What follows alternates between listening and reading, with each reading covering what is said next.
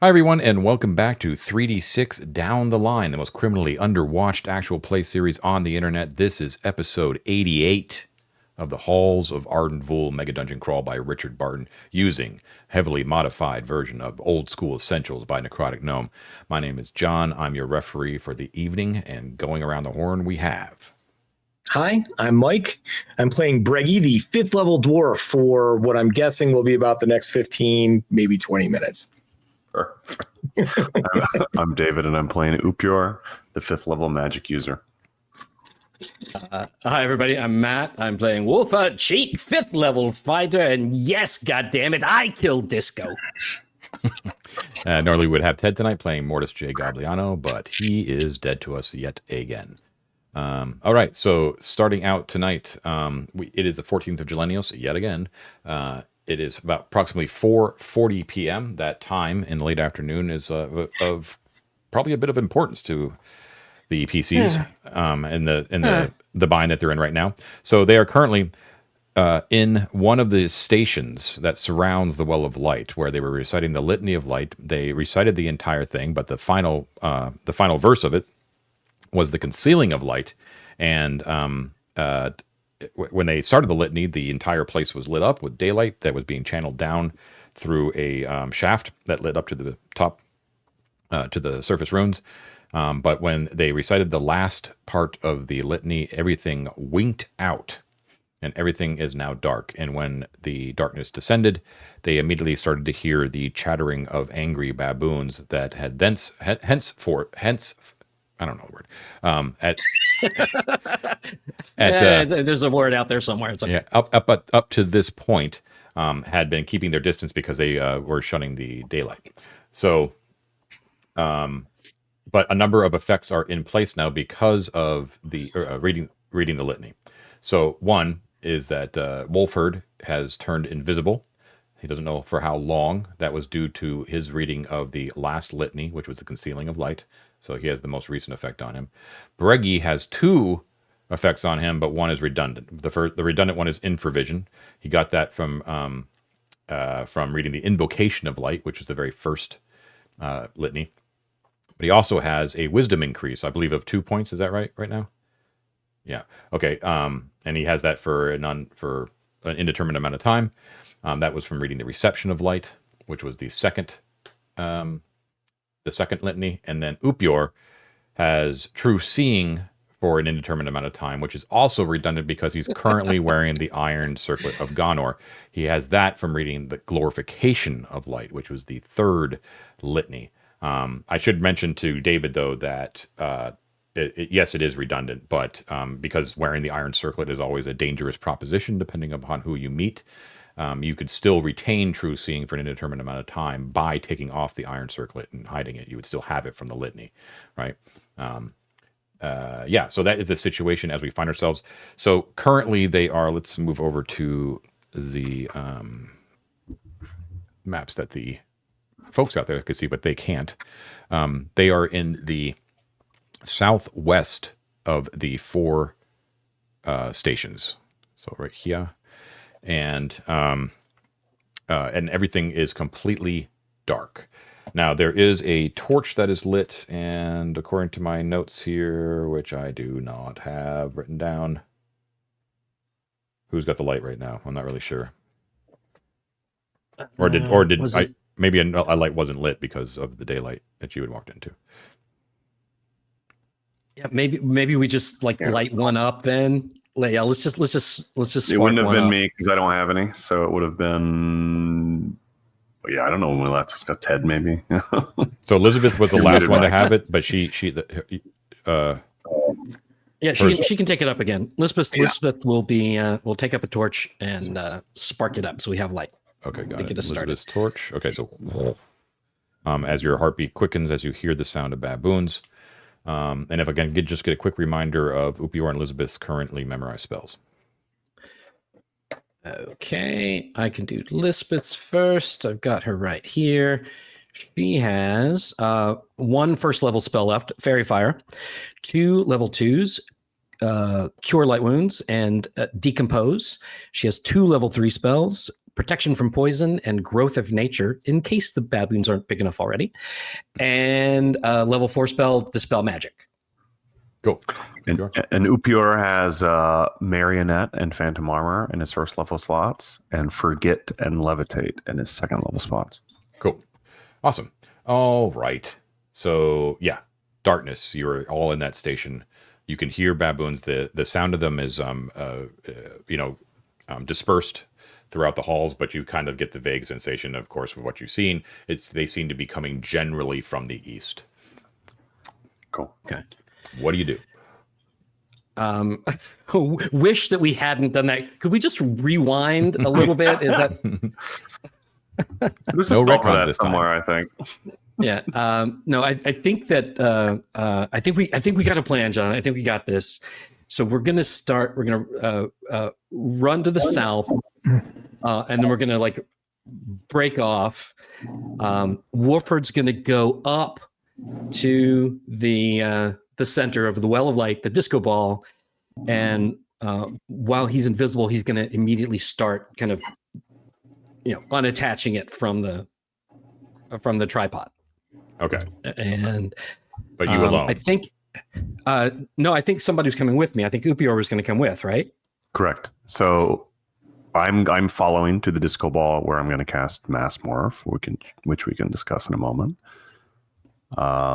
Sam is going to run down and try to fetch Trefko. Those are my two. And then Bruggy and whomever else is going to follow us to the center. Yeah, or do you want me to go try and get Trefko? If you'd prefer to do it instead of Sam, you're more than I can go with Sam, right? You can. If you like. Yes, but when I cast Mass Morph, you'll need to be within the 240-foot range for it to have an effect on you. So if you were down in Gerald's room, it won't hit you, and you won't be able to turn into it when you return. Can you hit a ping where you're going to cast it? Like, where are you doing it? Right The on goal is to just do it dead center, I believe. So right on the disco ball, and then it's a 240-foot diameter from there. So it would hit.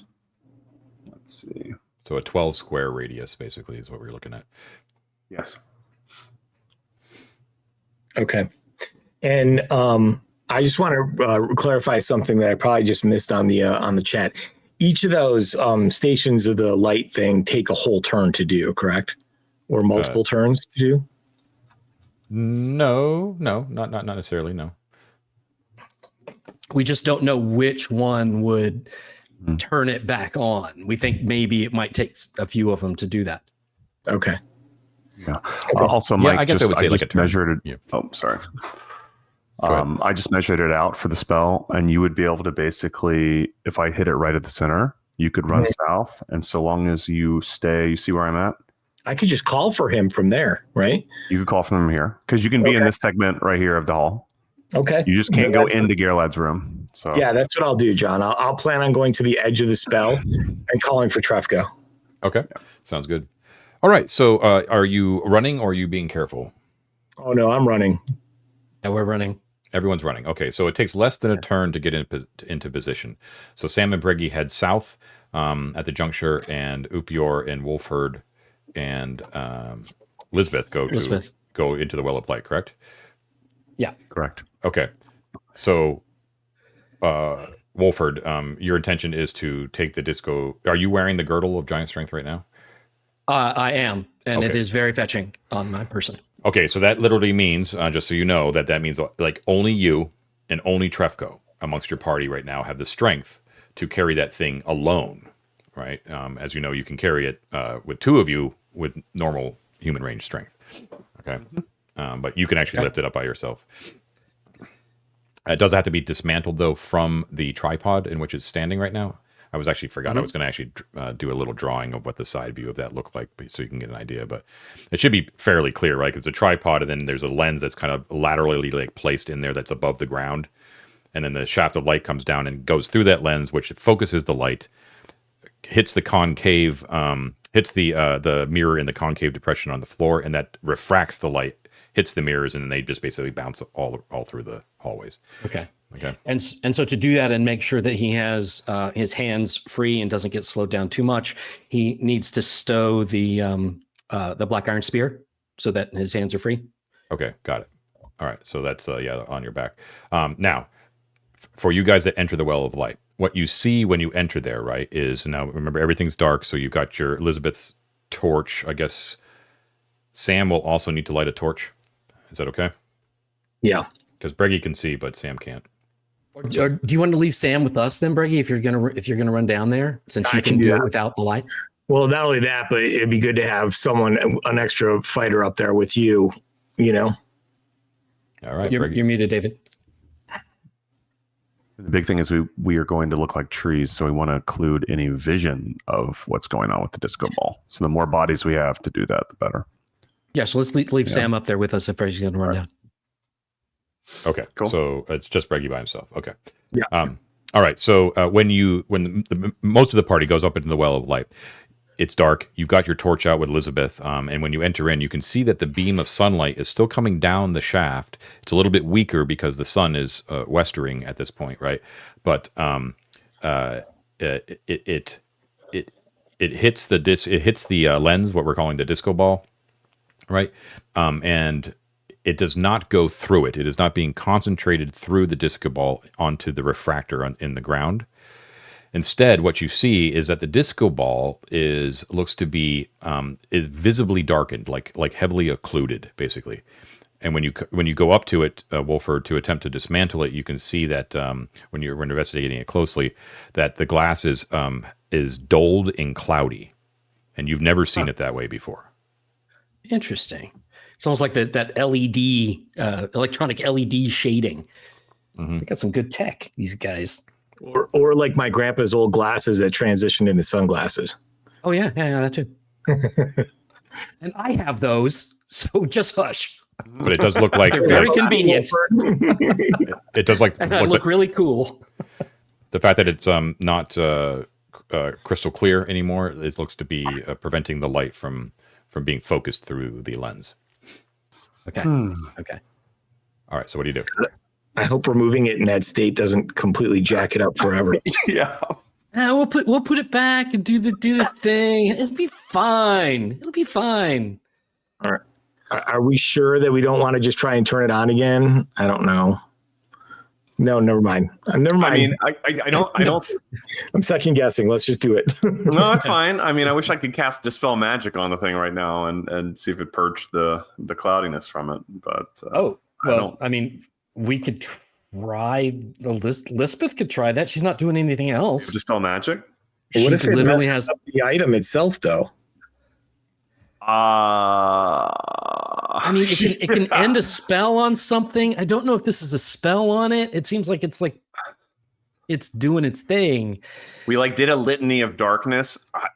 It's a stretch, but it could be like a darkness spell has been cast upon it from an exterior rather than the magic originating from the lens itself. But that's a risk as well. I don't know, man.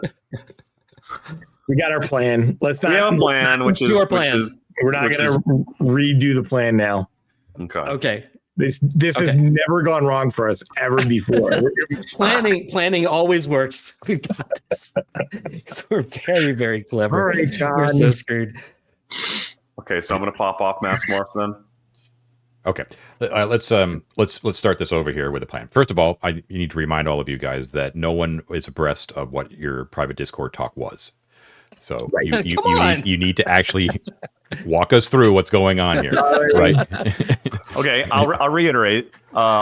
We are sitting at the center, and I'm casting the spell Mass Morph, which in a 240 foot diameter creates an illusion in which all of us will look like a tree.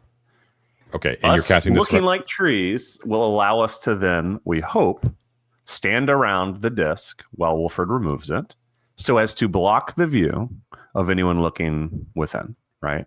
As well as hide us from being caught. That's our current plan. Wasn't there a component of this spell also that it kind of makes illusory trees fill that whole area, and we are some of the trees in there? That's the way I'm ruling it. Indistinguishable. That's the way John. Yeah. There's interpretations of it. I'm sure I'm going to hear a lot of them throughout the week after this episode is published. But that is the ruling that I'm going to have. Where are you casting Mass Morph from, David? As I said, right at the center of the disco ball. No, I mean you do not have the actual ability to cast Mass Morph. So Yes. how are you casting Mass Morph? With a spell scroll from my scroll case. Very good. Okay. All right. And Wolford, you are at the same time dismantling it, right? Right, and I think the another plan. So our trees are going to be like Upior and Lisbeth and Sam. They're going to stand occluding me from the monkey, so that they won't see me moving. Well, I'm invisible anyway, but they won't see anything happening to the disco ball because these trees are going to be in the way. Right. Okay. Yeah. I mean, you're going to be a tree too. You understand that, right? Like you're going to look like an a invisible tree, I guess. Yeah, that's true. Be a tree. Yeah. Okay. So, Upior casts the spell from the scroll. The scroll disappears, so make sure you mark that off. It is burned. Very good use. And as you do so, you everything just sort of, all these trees sort of pop into existence. What is the form that these trees take? It just is a copse of trees or an orchard. So is there a type of tree you guys want to be? An oak tree? How about really bushy trees? How about like a really bushy like yew tree or something, so we cover a lot of area? Yeah, oh, that's good. Yeah, sure. I love it. Okay. Okay, so yew trees, is that where we were going with? Yeah, like a pine. It'll look like a pine forest, John, but with short pine trees. Okay, that's Or all I us needed to trees. know, because one thing that you have not taken into consideration is how high the chamber is. So the Well of Light is 25 feet tall. When you create a forest of pine trees, thankfully they are illusory. So the trees appear in the area, which is most of the center of the level right there, but all of their tops just disappear into the ceiling, right? So they certainly look and feel like real trees, but they do not actually appear to be realistic. Do you know what I mean? Like they don't shatter because they're not real, right? So they don't like come into existence and suddenly burst the tops of them against the thing, but they literally like go through the ceiling. Right? Sure, but we're in a jet black room, right? Yes. So who can see the ceiling? The baboons. Yeah, that's true. But they do appear. So you've got this forest of trees that are just like sort of cut off at the top, and they're even more cut off. They're even more cut off in the corridors that surround the Well of Light, which are only about 10 feet high. So you basically have like trunks.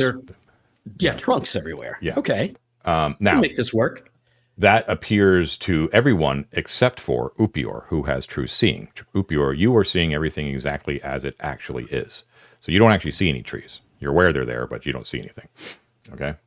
Even if you take off the iron circlet, you still cannot see the trees. Okay. Oh, interesting. Oh, because you have the magic spell on you. Correct. Okay. Yeah. Oh, you can't because the forest is in the way. Okay, so as you cast that goes off pretty quickly. Wolford, you have to work continuously at kind of dismantling the lens carefully from the tripod. That takes about a turn. In that time, you can hear the baboons are like furiously like coming towards that area.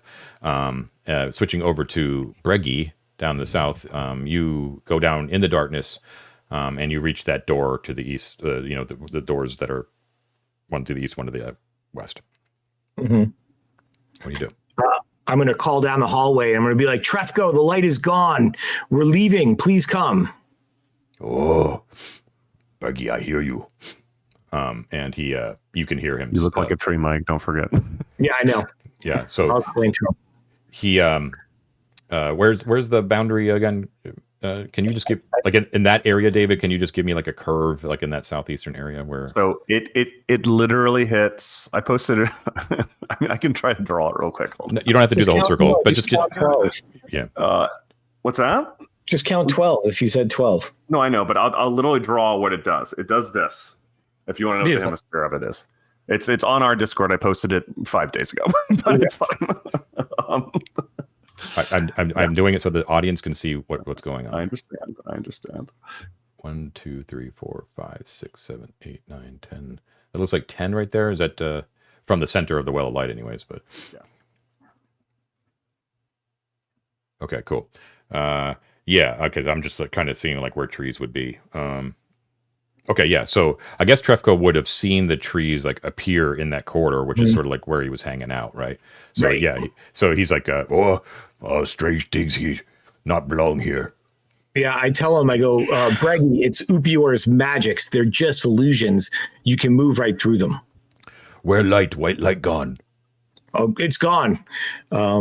Wolford is taking down the lens that created the light. I come, and you see him sort of emerge with. I've got a little surprise for you. And as he steps out of the hall, I'm going to throw Cisco's head at his feet. Oh, and he kind of takes a step back, and he like it comes out of nowhere, right? Like he just sort of magically appears at his feet, and he picks it up and he kind of gazes at it like as if he's Hamlet looking at poor Yorick, you know what I mean? And and he just kind of looks at it, sniffs it, and smiles a little bit, and then stuffs it in his pack. Yes, It is good. yes. I still have my halfling head collection. Let's go. Maybe Trefko rule now. Garrelad be very happy. The monkey, your brothers and sisters are returning. Your little brothers and sisters are returning, and when they find us, they will kill us. So we'd like to go, if that's okay. You want me talk baboons? Talk brothers? Would Ersko listen to you because he's still alive? He better. Oh, that's right. Yeah. That's right. Can Trefko fight Ersko? I'm old, but I still could fight. He says, "Why you hide from me, dwarf?" It's sorry, and I just tell him it's Upior's magics. I didn't have a choice. As soon as we leave, you'll be able to see me again. I come to well light. Move through trees. Okay, let's go. And I bring him back. And you know what, guys? I mean, TBH. Trefko is a wonderful companion. He also causes us some issues just walking around like civilized areas. What if he wants to go be Lord of Monkey Town? And then I'm okay with that. What do you guys think? Let's see how it plays out, man. I wouldn't mind having an ally down here. I mean, Garrelad might sway him back the other way. We don't know, but hey, well, we don't even know that dude ever coming back. But yeah, okay. So go ahead. I'll fill him in as we're going back, John. What's going on? Okay, so he hears your voice, like your disembodied voice, and it's like it freaks him out a little bit. Like he understands that it's Upior's magic, but doesn't really understand magic. Right. You notice, though, however, as he moves through the trees, that when he enters into the radius, he does not become a tree. Mm-hmm. And the reason is because he's larger than human sized, and it only affects human size. So he actually is sort of wandering through there just fine. Okay, so he comes into the well of light, and he just sort of gazes up around him as he kind of looks and sees these higher trees reaching into the ceiling. As he steps in there, we'll say that at that point, that is when Wolford, you have the lens is dismantled.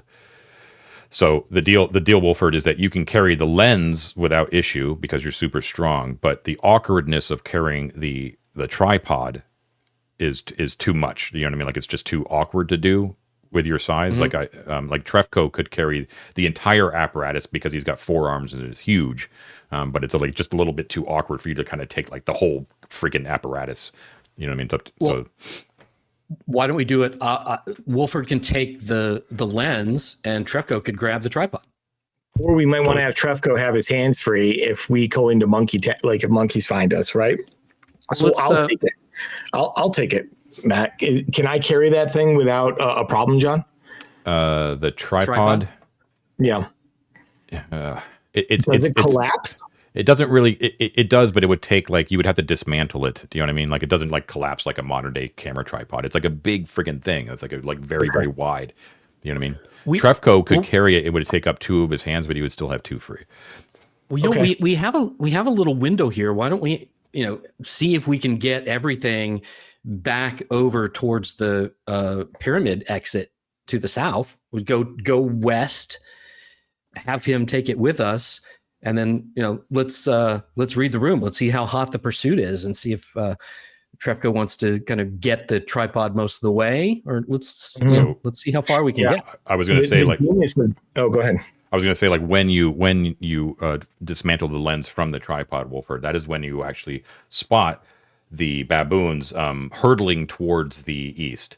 So if it's a 12-foot, the center point is the well of light. Is that correct, Upior, David? Correct. Yeah. Center point. So 12 in either direction. 5, 6, 7, 8, 9, 10, 11. Okay, so basically you see them. The edge of the trees is right near the opening to that chamber with the springing baboon statue towards the east, right? Mm-hmm. Okay, Mm-hmm. and that is in that room is through the trees. You can kind of see the baboons hurtle into that space, and they are led by Irsko, right? Who is ravening and enraged, and the baboons are crawling along all the walls and that kind of stuff. But they come up short when they see the trees in confusion and fright, right? Actually, now that I think about it, only Bregi and Trefko would see that, right? Right. Even then, the actually, 1, 2, 3, 4, 5. Actually, neither of you would see it because you don't have dark vision that's far enough. Never mind. But you can hear in that direction that they come up short, and like their chattering gets really, really quiet for a second, and you can hear like the low, like bass rumble of a very confused Irsko. Right, and Trefko's just sort of standing there and looking angrily over in that direction, but also very, very confused as well because he can't pick up any body language from you guys. You know what I mean? Like he's just sort of like waiting. John, what happens to me if I like put my hand on his arm, kind of thing? Like, does he feel me normally, or is it like a tree just grabbed him or something? That's a good question. I think he feels comforted and loving. I think he would feel it. I guess it depends on how you put your arm on him.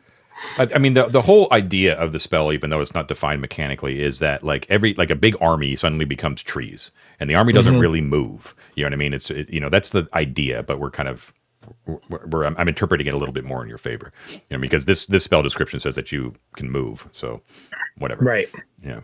So I guess if you touch him, I don't think that you would not become a tree anymore, but yeah, you would feel it. Okay, so I'm just going to say, Trefko, I'm going to touch your arm. I warn him so he doesn't just lash out and take my head clean off. And I touch his arm and I say, I hear your little brothers and sisters to the east, and I hear Irsko. What does Trefko want to do? Does Trefko want to challenge Irsko, or does Trefko want to come with us? Now, he looks a little confused, like things have changed in his life, like very suddenly. Right. Yeah. So he's sort of weighing it in his mind, and he told you when he first joined up with you that he still likes Garrelad, right? He still wants to serve Garrelad, but Cisco was kind of cramping his style a little bit. Cisco is now out of the picture. So in so many words, he is he would like, now he sees an opportunity. He thinks that he would be a better lieutenant to Garrelad than Cisco, and sees the opportunity to do so. And since Cisco is no longer preventing him from doing that, he has no real reason to be with you unless you can offer him something better than what he has, that he potentially has in front of him. I mean, we've given him kindness and hugs and combs and, lots of good food. But I'll just tell him, I go, we don't know where Garrelad is. His quarters were empty. We for all we know, he's gone. Isco may know. Okay. What do you want to do? An important thing to keep in mind is he knows our stuff. He knows what we have. He knows where, our ways to get in here. I don't think he's ever been through the secret stash. He knows. But he knows. He's been inside several times because he was going through the rugs. And he knows about the rugs, so that would lose that secret ability. You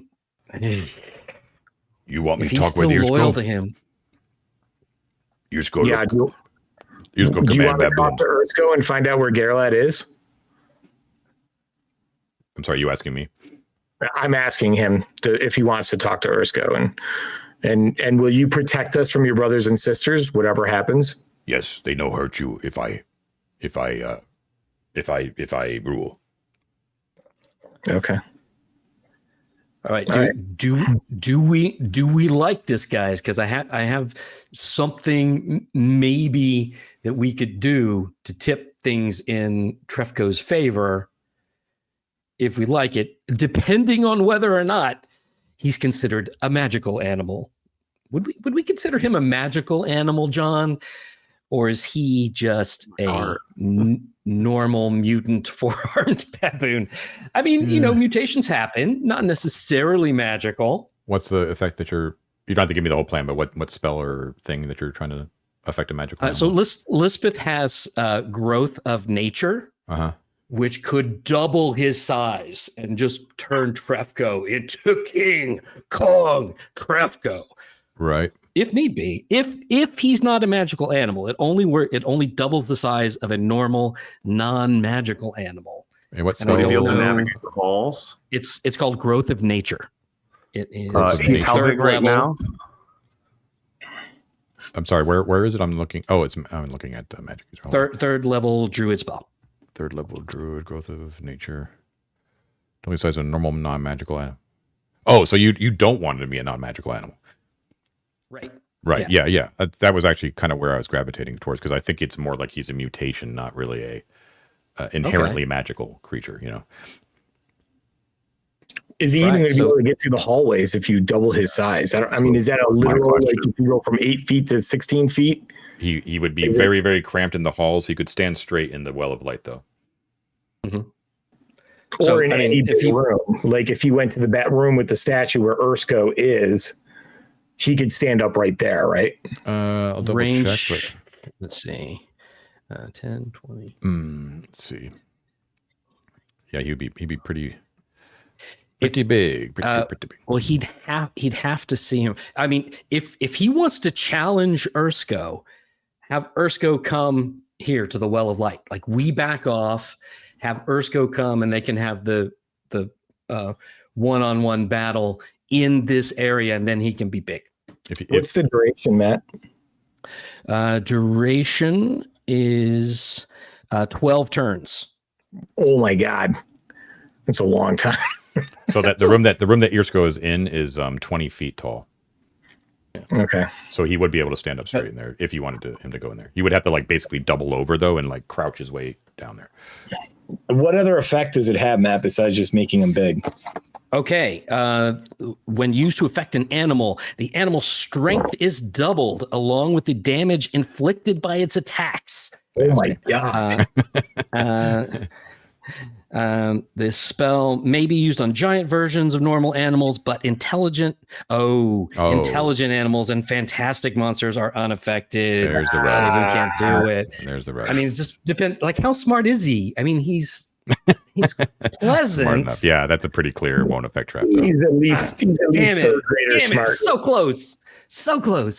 It would affect one of the normal albino baboons, but not the giant ones. Guys, I like him going to talk to Ursko just because I want to know where Geralad is and when he's coming back. You know what I'm saying? And if Trefko does that give us time while he's talking to them to get the tripod, like, more settled? You said it could be disassembled, John, but it takes a while, right? It would take like another turn if you wanted to disassemble the tripod to it in a carrying state by a human-sized creature. Yes. Okay, but two of us could carry it in its current state. Yes, but you would be a little bit, you wouldn't be moving as fast. Right. But, like, if, for instance, Trefko's thing goes completely awry in, like, a round, Upior and I or Sam and I could pick up their tripod and make our way to the plunger. Yes, you could. Yeah. Yeah. I don't think there's any harm in this, guys, except for, Matt, you bring up a really good point. I kind of wonder, just like, if I were to ask a second or third grader, how to magically use a pyramid and get into our stash, I don't know that they necessarily know how to do that. So I don't know, like, John, from our conversations from Trefko, would he be able to give detailed description of, like, where we are and what stuff we have? And he's not going to know our books and our gear and our magical items or any of that stuff, right? It's a case by case sort of thing. He's naturally very suspicious of magic, so he just kind of thinks that you guys have weird powers. Right. But he doesn't. Yeah, I would say it's fairly safe. Like, you know what I mean. Like, I guess like if Geralad tied him to the pole and started giving him the question, Trefko would start to try his best to explain what their powers are, but Garrelad would end up being frustrated because Trefko would never be able to get a clear answer of where those powers come from.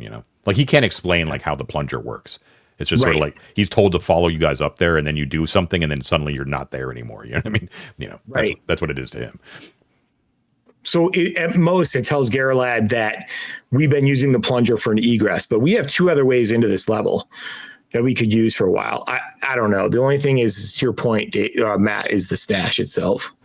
I don't know, guys. Let's show hands. What do you think? I don't know how we convince him not to do it because he doesn't want to. He wants to go talk to Ursko. He's just offering to talk to Ursko on your behalf if you want to, but this is wholly separate from him deciding to make a claim for dominance, right? Okay. So, then let's do. I think we should do that. What do you think, David? I haven't heard from you. Oh, you're muted. I think we can go for it. Yeah. Sure. And we want to know about Garrelad. So yeah. All right. I think just to be safe, while this conversation is starting, one invisible tree holding this disco ball is going to start walking it back towards the pyramid. Right. So if nothing else happens, we still got this.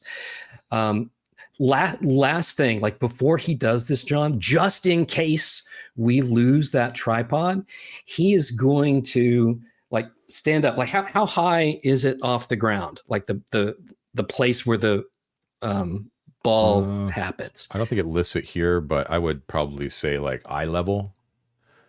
Okay, so he is going to stand up straight and just like give himself a nick on his face, like a little cut, so that he can know exactly how high that thing is, just in case we ever have to reproduce it in some way. A cut on the tripod?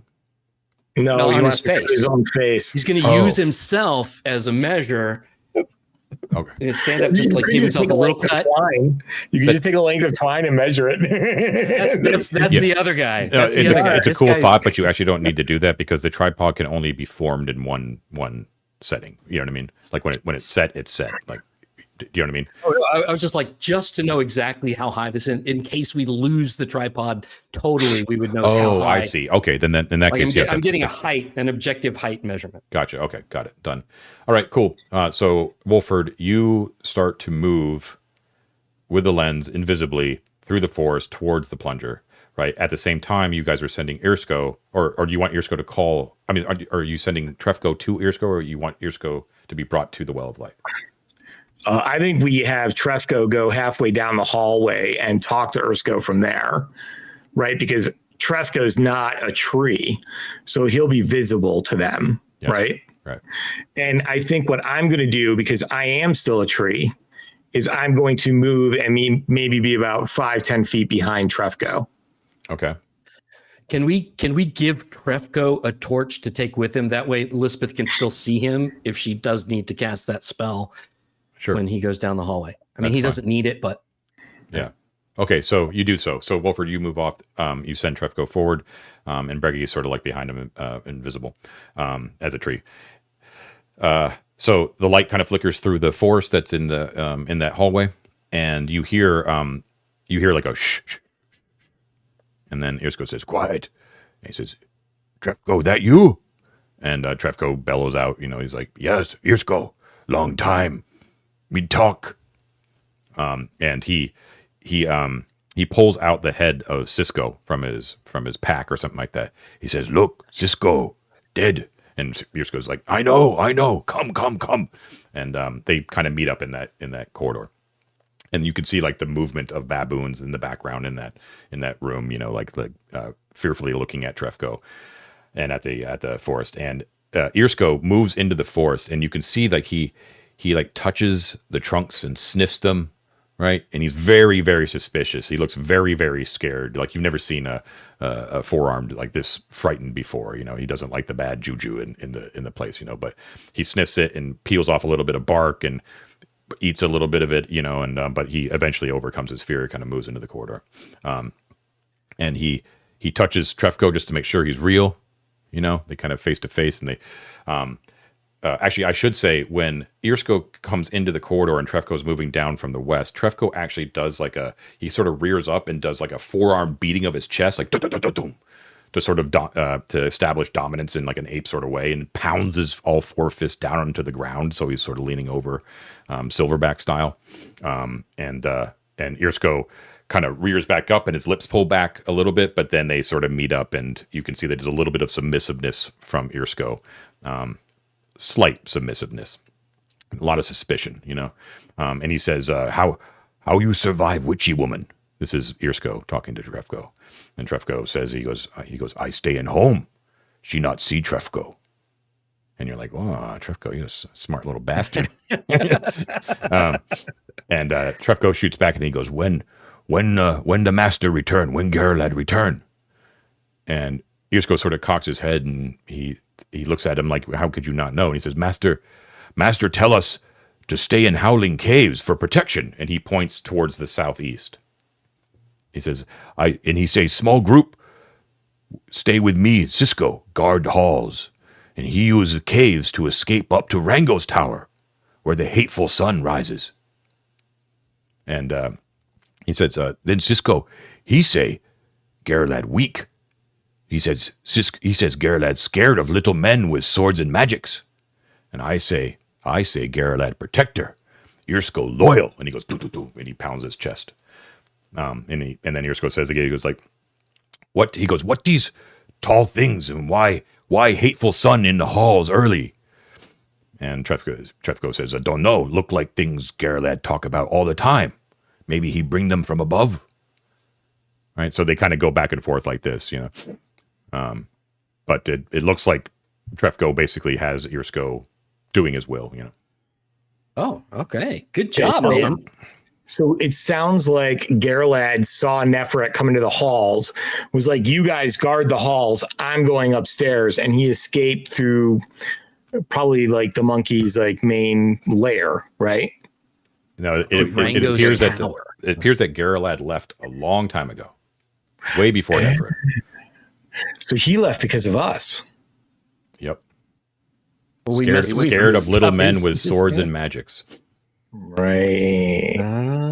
It could be us. It could also be the Setites. We did sow a little discord there. Thanks, Ted. Yeah. R.I.P. Oh, interesting. Okay. So, John, how's this playing out? Is Trefko like going to stay down here?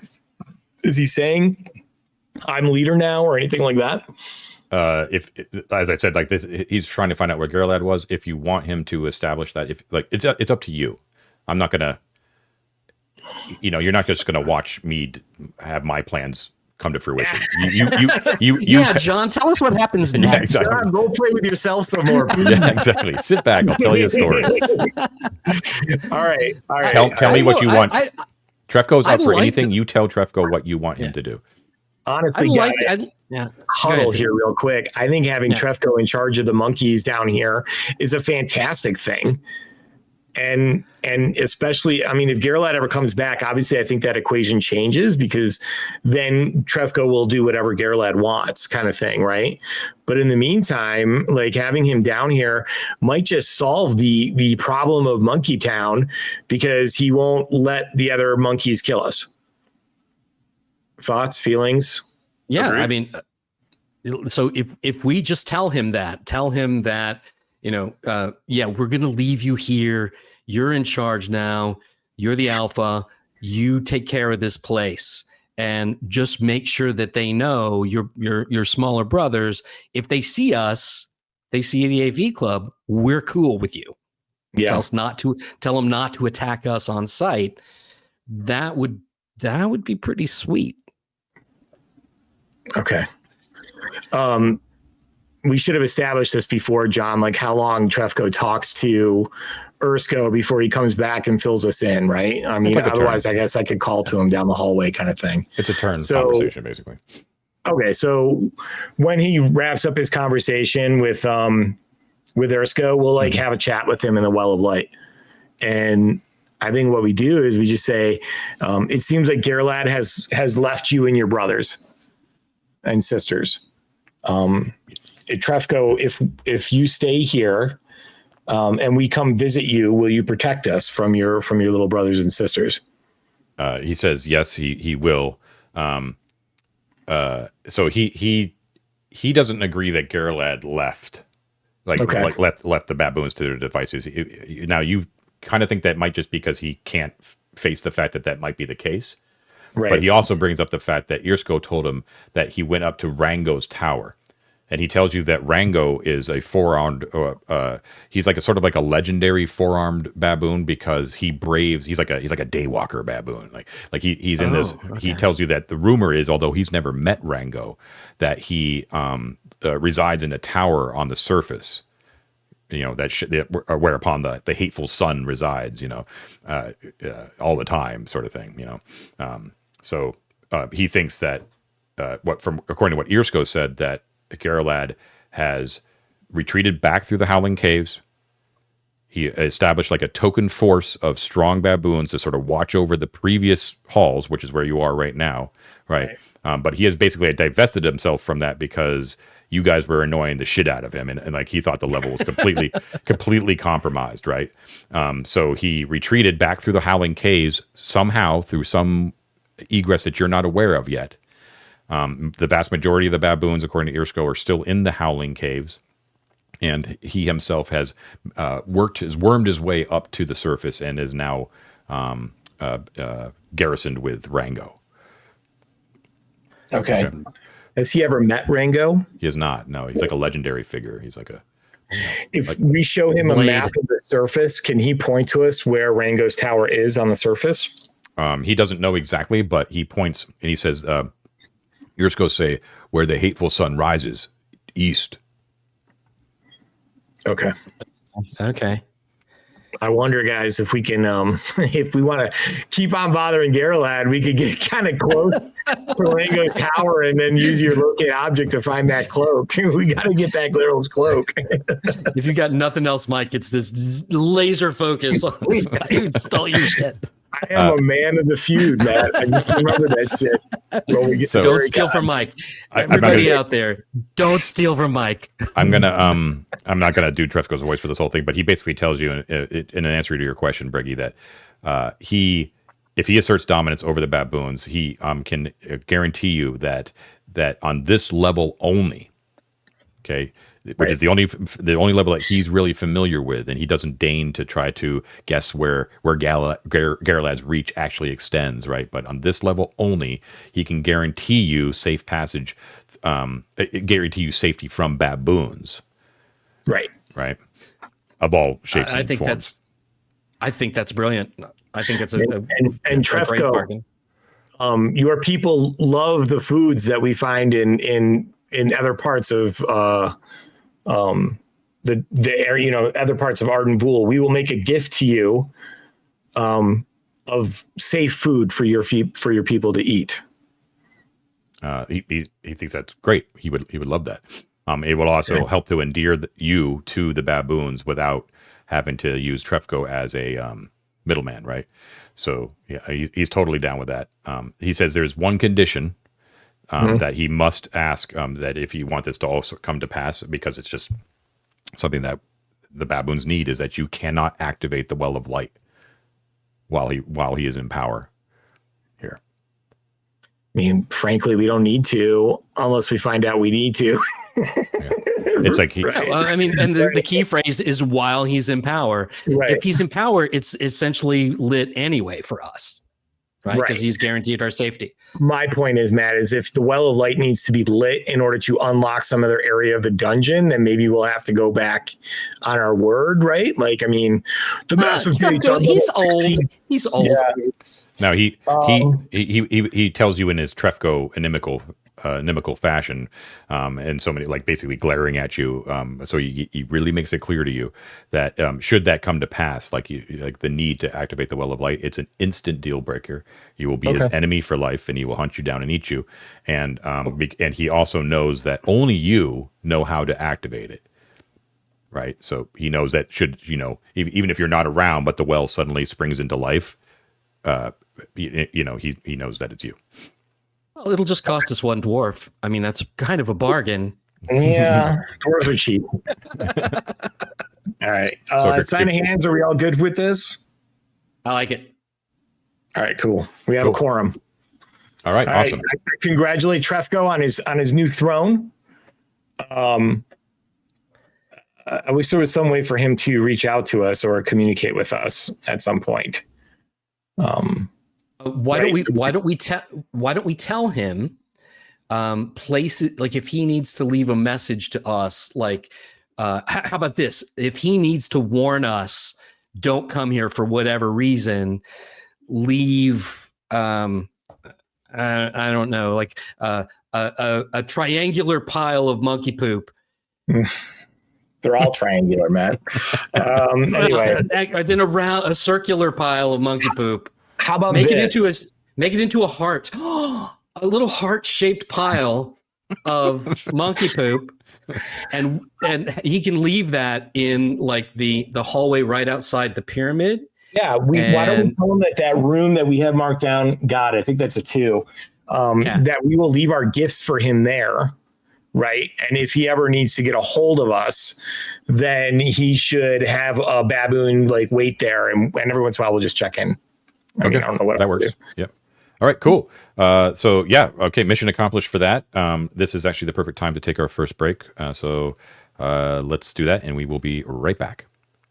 Okay. We are back. Bladders empty, beers full. Okay. So Trefco, you have told him that go ahead, establish dominance, and now he has agreed to do that. And you will have, if that works out, you will have safe passage in the Well of Light from baboons, anyways.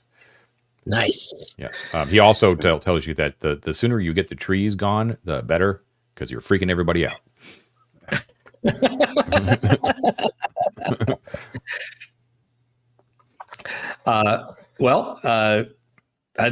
That's Upior, man. I think Upior can dismiss it whenever he wants, right?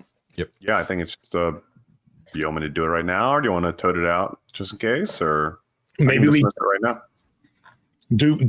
Does he think it's a good idea for him to introduce us to the other baboons so they know not to kill us, or should that not happen now?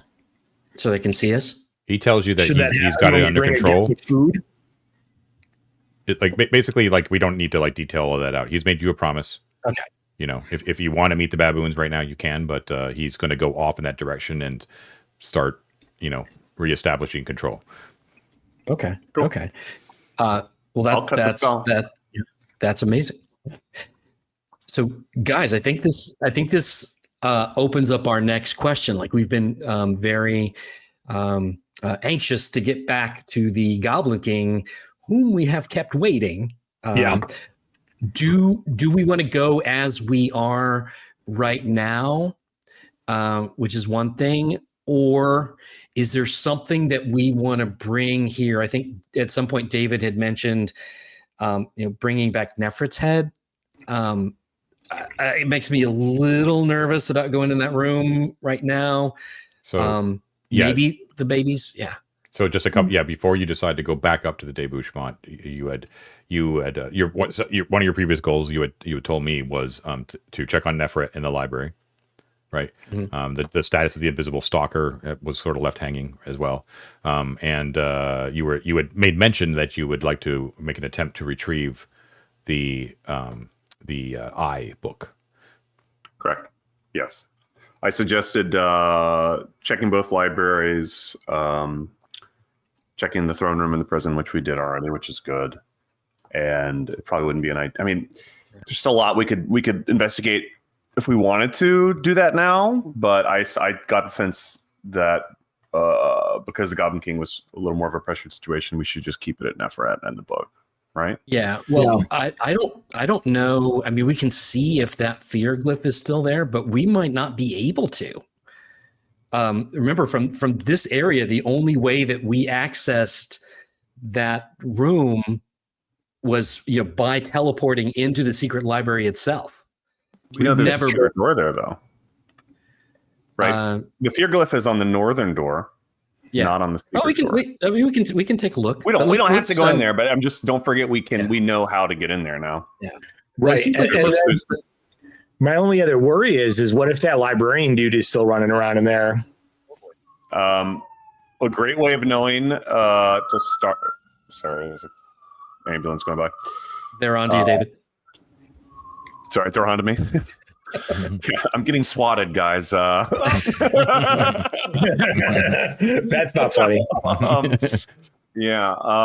No. Well, we know we can look into the regular library.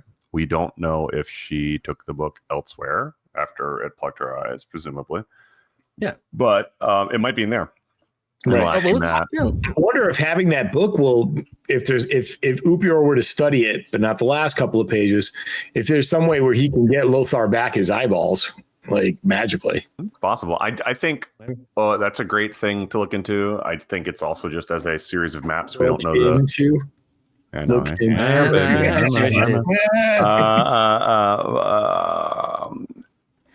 Obviously the maps, we don't know what all the maps are either, so they're valuable. And beyond that, it's a great trap to spring on someone over and over and over and over again. So, I think it'd be worth getting. But I think that's like a risk assessment thing. Like you said, we can look in the regular library first and see if it's like sitting on the desk in there because Nephron moved it. You know what I mean? I don't know. Yeah. I'm down with that. I don't want to get into a fight with the baby baboons, and I don't want to get into a fight with the librarian dude, if he's still running around in there. We can do neither as well and just go talk to the Goblin King first. No, I think we should do it right here, and let's go.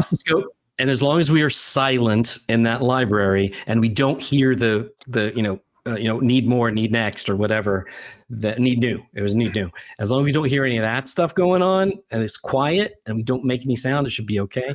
In the meantime, I'm going to let you guys do that because A, it's scary, and B, I got to go tuck in a kid. Cool. Chicken. I'll be back in a sec.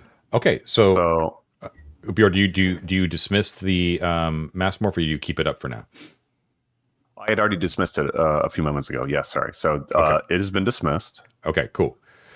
All right, so you can hear like shrieks of alarm from the baboons in the east, and then you hear like Trefko and then Irsko's voice sort of joins him in like conciliatory tones, which are punctuated with bouts of violence, sort of thing.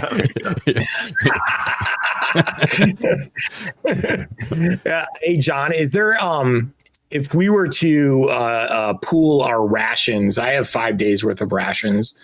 I don't know how appetizing that is for baboons. I imagine that they eat pretty badly anyway. But if they're visible to us, right? Like if we're visible to each other, I'll leave a pile of my rations like on the floor and gesture to them. Okay, yeah. The distances between you guys, even with infravision, you can't see each other, but they would. Okay. Yeah, I mean, Trefko would know that it's a gift from you. Okay.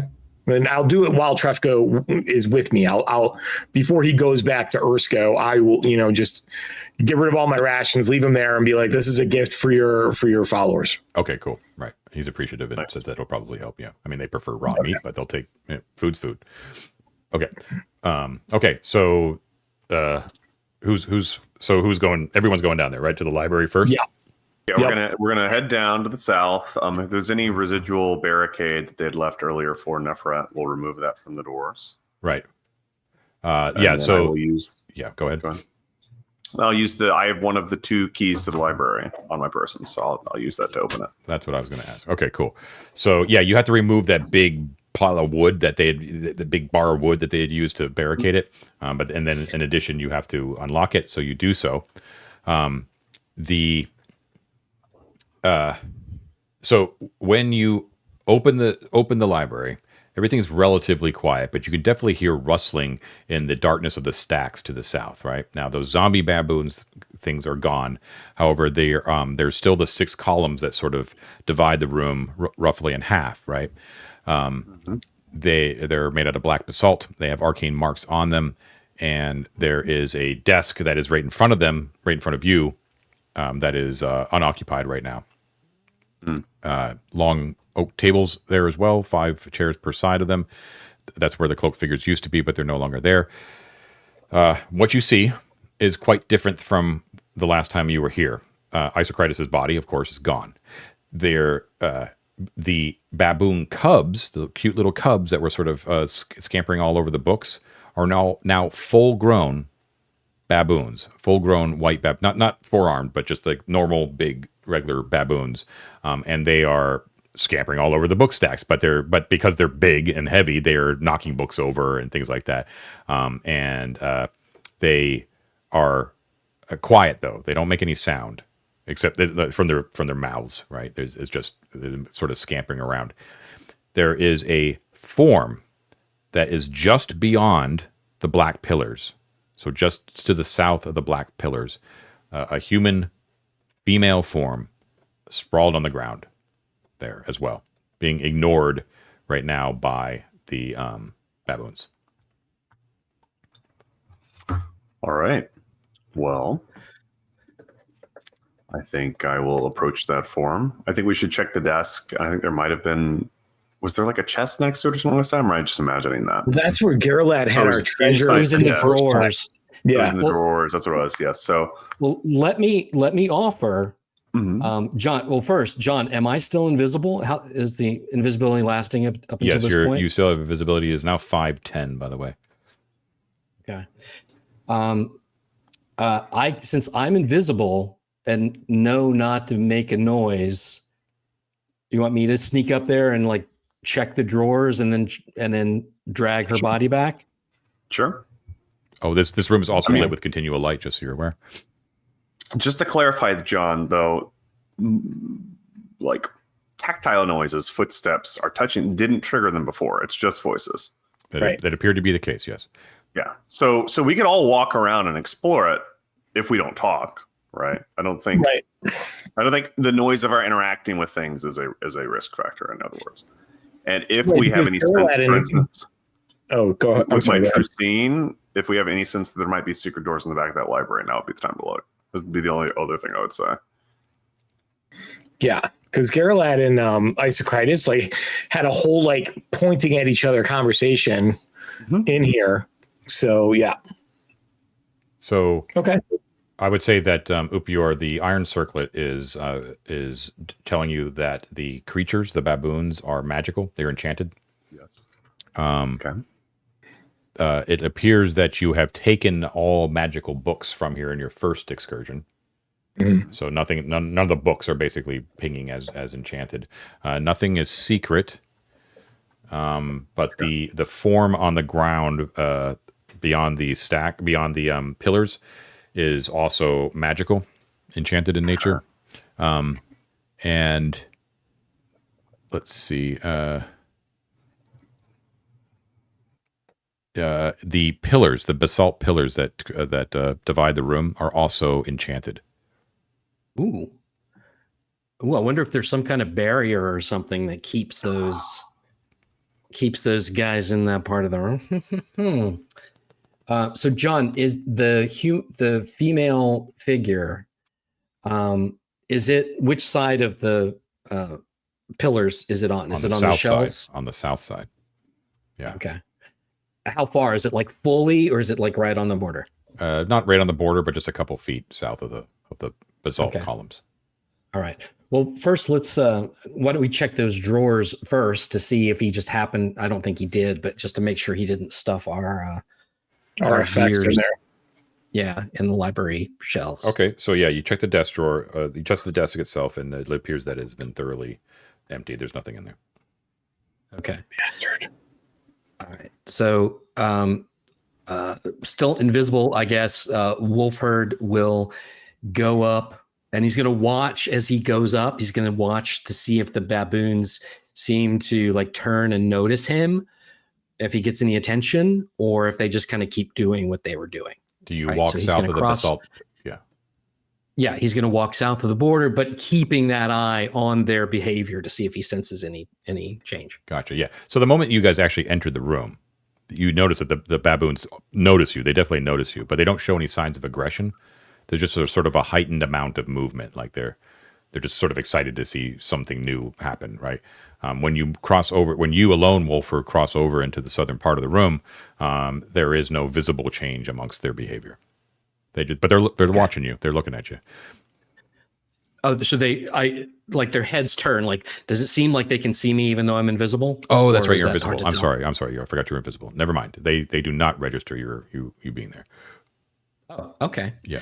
Well, then I am going to loop some rope that I have with me around her leg, or whatever appendage is facing me in this instance, and tie it around her ankle and back up so that I'm on the other side of the pillars, so that we can pull her body back into the Gotcha. into the light side. I understand your plan, but let me tell you, when you look at the body before you actually do that, it is indeed, you can confirm it is Nefret's corpse. Okay, but you can see when you look at her that first of all, she has multiple bite wounds all over her, on her face, on her withered form, everything, like all over her. Now, she was undead, so there's no like obvious blood or anything like that. But you can see too that at her extremities, like her feet and her fingers and things like that, that they're slowly turning to dust. Like her stringy hair that was kind of poking out of her bandages has also been turning to dust. And she looks even more withered than she was before.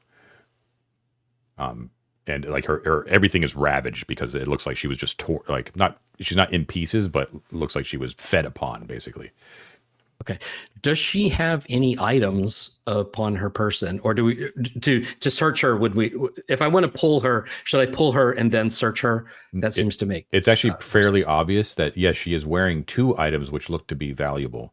Everything else looks to be just bandages, right? And they're both around her neck. One, you remember her using in the battle where you faced her, which is a string of large freshwater pearls that are strung on a platinum chain. Some of the pearls on that chain are missing, and you remember from the battle she popped a couple of them during the battle and turned invisible. Or she popped one, I guess, and turned invisible, that you would remember. Although that might be a clue about when you weren't seeing Nefret, about what you. In addition, she is also wearing a silver amulet that is shaped like an arrow around her neck, which you had also noticed, but she didn't see her use that in any way, shape, or form during the battle. Okay. Interesting. Well, if her body is disintegrating, I don't know if her head is going to be that much use. It's going to, so yeah, he's just going to lift the necklace carefully off of her neck and take the amulet. Okay, cool. Yeah, so when you take both, just the slightest pressure, like removing both, causes the entire body to crumble into dust. Okay, so it's easy to get the stuff. That's very convenient. Nefret is no more. I would also say, too, Upior, when you are, I have to think about this now, when you actually would have seen, I'm sorry, I should have, this is sort of a retcon. When you approach the doors to the library, the invisible stalker, sort of alien from Alien 3 sort of thing, is squatting in front of the door. When you open the door, it rushes into the room and follows Wolford to Nefret's body. And when it doesn't, when it kind of lunges at the body, and when it turns to dust, it just sort of winks out of existence.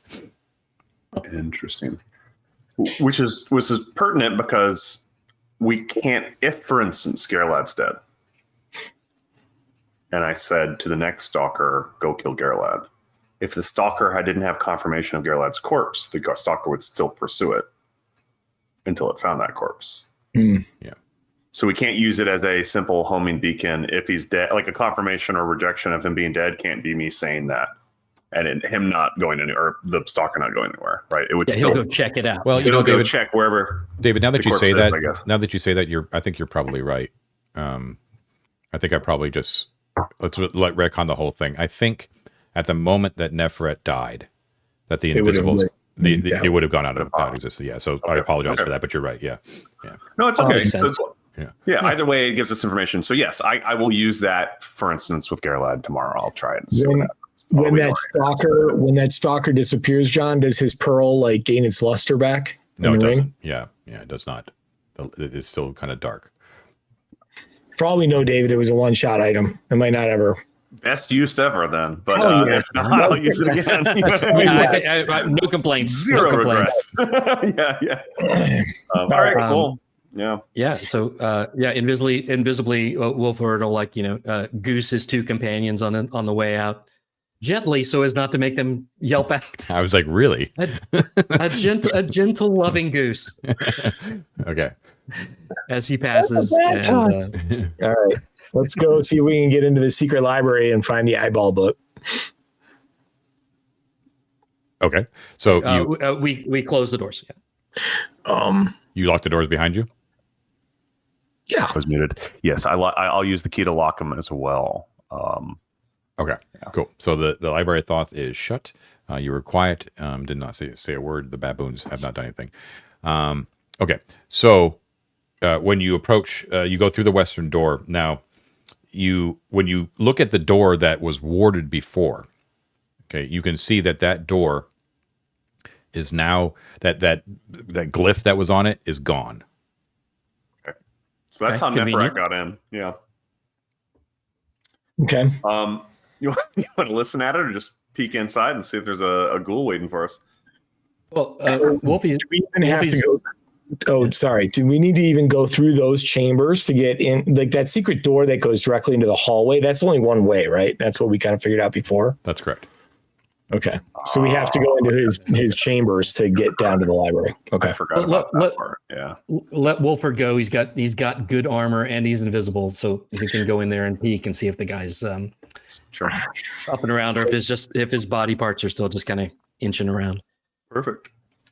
Okay, so cool. Do you slam open the door, Wolford, invisible, and walk in, or you kind of peek to just see what's in there? Kind of peek and go careful, and just to because he's curious, he's gonna arm himself with Scleros's spear instead of the black iron, just to kind of give it a taste. To be in use. Okay, cool. Like turning on a car when it's. Okay, so I was going to say a turn passes while you investigate the library of Thoth. Okay, and you slowly open the door and look in. Now, it is obvious when you look into what was previously Hellas's chamber with the bed and all that kind of stuff that something has changed in here. It looks like the room shows signs of recent scorching. Okay. Yeah. In the proximate center of the room, about 10 feet away, is a very prominent new pile of ash. There you have it. It's a mystery. We'll never figure this one out, guys. I think we just pour some water on it and see if it makes milk. The all of the things in the chamber, like the pedestal where the Arcanum was. What else was in here? I don't know. All of his stuff, like the bed, like everything's been torn apart as if something came through here and either out of rage or a desire to find something upturned everything. Okay. So I will go down the hallway to the south and see if if that book is open. I'm not going to look, but just to see if I can see where that book is in the secret library. Okay, so you move carefully down, quietly down to the south. I'm going to say another turn passes, and you enter into the secret library. It's unfortunate because when you walk into the secret library, you can see that all of that extremely valuable knowledge, which you took, I told you everything that you yourselves would find valuable. There was a lot of stuff left there.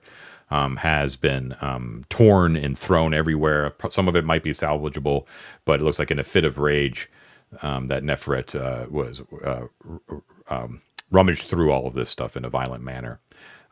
But the lying open in the middle of the ground with just sort of like a small little area of cleanliness, you know what I mean? Like there's no books or papers around, lies sort of, in dramatic fashion, the open book with the crystalline sheets. Okay. I read it carefully, John, cover to cover. Oh, wait. On second thought, maybe, no, I won't do that. No, he said it, man. He said it, John. He's going to avert his eyes and close the book, grab it, and bring it out. Okay, very good. Cool. Nothing happens when you touch the book. Nice. Okay. I'm going to say like another turn passes to get back to your companions. So, guys, going back to visit the king is somewhere between Goblin Town and the debauched level, right? Or Yes, I mean, that's correct. where he was. We don't know where he is now. The wet caves, Killick's wet caves. I would say let's not use the plunger. Let's use the teleportation circles, and maybe just once not tell the goblins exactly how we're getting in and out of areas, right? There's a teleportation circle right upstairs or right north of us. Wait, how do we get there? We go through the secret door past the throne. Yeah, we could do that. The stairs, yeah, over here. No, wait. Yeah, right here. Yeah. Yeah, we can go through there, and then that way, as John keeps telling us, the goblins are well aware that you keep coming out of the pyramid room, and it's very weird. So maybe now we just try to, whenever we try to avoid using that to move around so much, I guess, right? Sure. Do you have which circle did you want to go to? We actually have I know we have the Goblin Market teleportation address. Yes. I thought we got the one for the debauched level, but I don't. Yeah, we have that. Offhand. Do you actually have the address? I mean, you know where it is, but do you have the address? We have at the beginning of our notes, we have it. Just one sec, I'll look. But while I'm scrolling, real quick though, in the meantime, at this point in time, two things happen. Upior's gift from Thoth of true seeing expires, and Elizabeth's torch also goes out. Am I still wise? You are still wise, yes. Yes. And Wolford is still invisible as well. Oh, cool. Okay. All right. Well, before John takes away my wisdom, I'm going to go talk to my kids. I'll see you in a minute. Okay. Okay. No, I don't think we have. I don't think we have an address there. We have. We don't have it. Yeah. Yeah, Cliff Face, Form of Set, Administrative Chambers, Red Bridge of Set, Summoning Chamber, Hall of Seeing, Basement or Arcantian Admin Building, the Sitting Room in the Arcantian Palace, Goblin Town, Glory of Thoth Room, and Clementia's Asylum. So I don't think we have that. I know it wasn't. I think we got to go through the plunger. That's fine. Yeah. We also have the stairs we can go. We just took new stairs we can take as well. Okay. So we want to go mundane route. How about light for now? Just give me that. Elizabeth will spark another torch. Okay. You're marking these off? Yes. Okay. She will take it. Yeah, she's going to take it. Wolford will hand it to her. Okay, cool. I mean, we still have to take the disco ball and everything and haul it. So we got to go pick that back up. Yeah, and that's. So I don't he left that. Yeah, he left that by the pyramid. So I think we should do the pyramid because I don't see that being very useful or very easy going up and down the stairwell if we take a mundane method. So teleportation will be our easiest. Okay, and it also allows us to stow those items immediately before we exit the room. I mean, I obviously I get Mike's concern, of course, but since we don't have the address, I think we're stuck doing it this way. Yeah. So suck it, Mike. Okay, let's let's go back and go through, wander our way back around, and we'll use the plunger to get back to the debauche. Okay, so when you go back north, you are greeted is a strong term, I guess, by a whole bunch of baboons. And Trefco and Irsko are sort of standing in the middle of the well of light, sort of directing traffic, and they're just basically the baboons are slowly filtering out through the halls again. All right, so you're just because of your past experience with them, your heart naturally leaps into your throat when you kind of see them approaching. And they all sort of bare their teeth at you a little bit, and some of them sort of reach out and sort of pick at you a little bit, Irsko actually comes thumping down the corridors, and then you see Trefco, even though he's like, remember how he's kind of old, little, a little bit limping and stuff like that, but with surprising strength, he actually like launches himself in the air and jumps in front of Irsko and thumps his chest again and screams at him just like a big old bellow, and like a negating gesture, and he's like, remember, and Irsko sort of peers over his shoulder with you with like yellow eyes and just like looks at you with like absolute hatred. But then he sort of like cows a little bit behind Trefko. And Trefko looks over his shoulder. He just sort of gives you like one of those like what's that meme of like the little kid going like thumbs up, you know? In response to that, I'm going to do finger pistols at a couple of the smaller baboons and be like, Carl, Dylan, good to see you again, brother. And do a couple of years ago. Nice. Hey, we keep meeting here, don't we?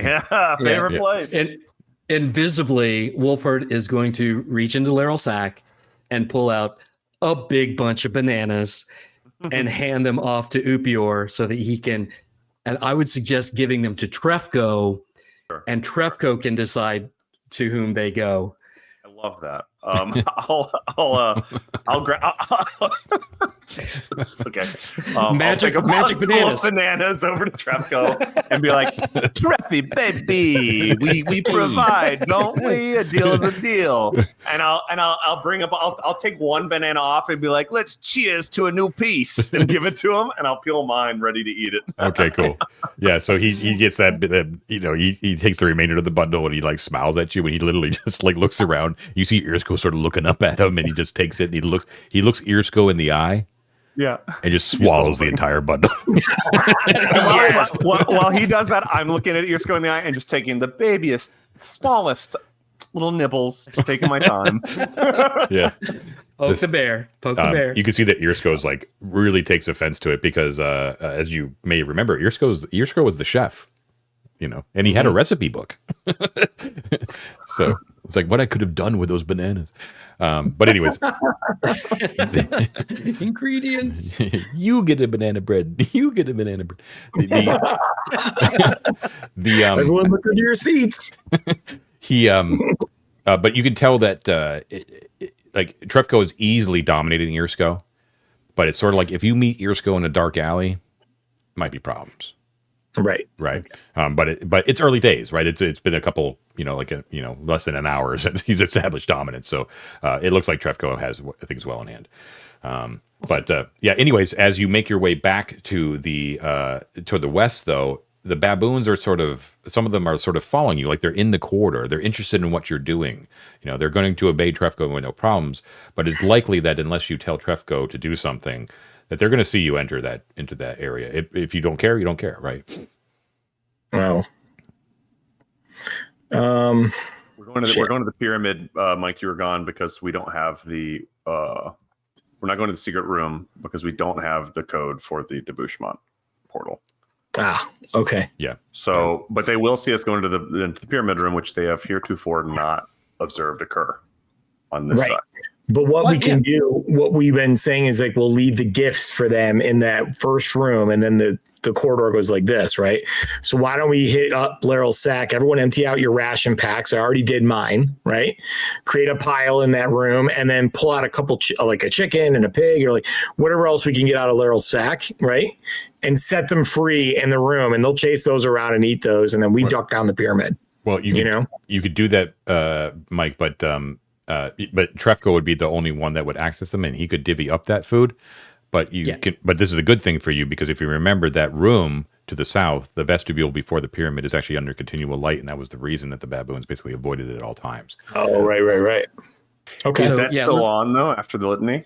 Yes, it is still on. Okay, the separate continual. It's a continual light spell that was put permanently there by the priest. Yeah. So let's just ask Trefko to address his new tribe there for a minute, and we'll just duck down and kind of vanish mysteriously while he's talking to them. That's fine. Okay, cool. All right, but rations, please erase them from your sheet if you do decide to use them. I did. Great. Okay, so I'm going to say that. Let's see. I'm going to call it. Well, it is well-known quarters. You want to just move it like in a little bit quicker pace. Yeah, let's book it. Okay, yeah. I'll call it a turn then, just to get out of here with the pyramid. Okay, cool. So, goodbye to Plunger Town for now. I'm sure we'll see you again. It is our favorite Plunger Town. Like moth to a flame. All right, so you teleport back, and you are now on the debouche level on top of the pyramid. The green mist is mysteriously floating below you as well, and the smell of baboons is supplanted by the ripe stench of goblin. Great. Great. Well, let's stow the disco ball and anything else we want in the stash while we're here. Go ahead and plunge into the center. And I thought they smelled bad on the outside. Okay. All right, let's go find this king. Yeah, so let's probably head to the debouchement and see if we see any goblins on the way that we can ask. Are you not doing anything with the iBook? I just want to check. I mean, I have to research it, but yeah. Okay, we can stow it. The one thing I'm going to put out there prior to us meeting the Goblin King is I'm assuming everything will go well, but should things for whatever reason not, what is our plan of escape or like getting things back into control? Does the iBook allow us to trap him, or should I be bringing the circlet with us or putting it in the pyramid? Can you take a turn real quick to eyeball the book with the circlet on, so you can determine like how to undo it or get eyeballs back, or like what the deal is? I mean, there was some text, right? Like right on the inside cover, John. Yeah. Wasn't that where it said like, yeah, property of sphincter space or whatever his name was? I'll read the first. Oh my god! Yes, I can't believe I'm fucking doing this for Mike right now. On the library card, John. I am gonna. Oh, where are you when you're reading this? Just no big deal. I just want to know. First of all, we are in the center of the pyramid. In the stash. Okay. Story everything. Stash. Okay. Second of all, we have a sense that who read it and how many pages they read before they lost their eyes. Page like 7 got you, right? Yeah. But David, what I would recommend doing is, just in case what if there's a weird effect, like whenever a new eyeball is taken, one page becomes blank or like whatever. Maybe slip a piece of paper or a cloth over the first page so you don't accidentally look at it. Can I just ask a quick question? Why are we doing this right now? Oh my goddamn eyeballs back, David. Yeah, you're not playing him right now though, dude. Like what you want is for everyone else to not have eyes too, and that's a totally honorable desire. Not everybody, David. Just you. Okay, so David, before you open the book, I'll just give you a quick little reminder. Okay, the volume's thick, about 6 inches. It's bound in blue leather. There's a gold lidless eye that is stamped onto the leather cover, and there are a few folios of parchment that surround 10 of the crystalline sheets. Okay, and the first parchment says, or I guess whoever. Well, I guess it would have to be Lothar. It says how to use your eyes for better scrying by Pole the Magnificent, Archmage of Arden Vul. And then in small letters below it, it says, use these folios within to gain a truer perspective on the goings on of our fair city. I, Pole, have prepared them in such a way as to delight and inform. Yeah. And there were 6 crystalline sheets that had images on them. All right. Well, John, what I'm going to do is I'm going to grasp the book with the binding back facing myself. And I'm going to say, hey, Breggy, what's on the first page? And I'm going to open it to him.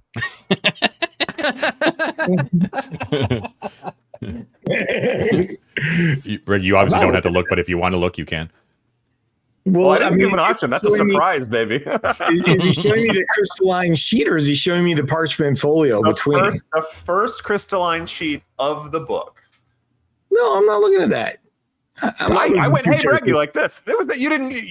No PvP. I'm afraid you can decide to look at. You can say it's done, but Breggy, you can decide if you want to look at it or not. Yeah, hell no, John. I'm not doing that. Interesting, Mike. Okay, well, Breggy, I think that's very wise. I never suggested the book and I put it in our stash. I never suggested that you look at the crystalline sheet. I suggest you look at the parchment folio around it and see if there's actual text. Well, we just looked at. Yeah, of course.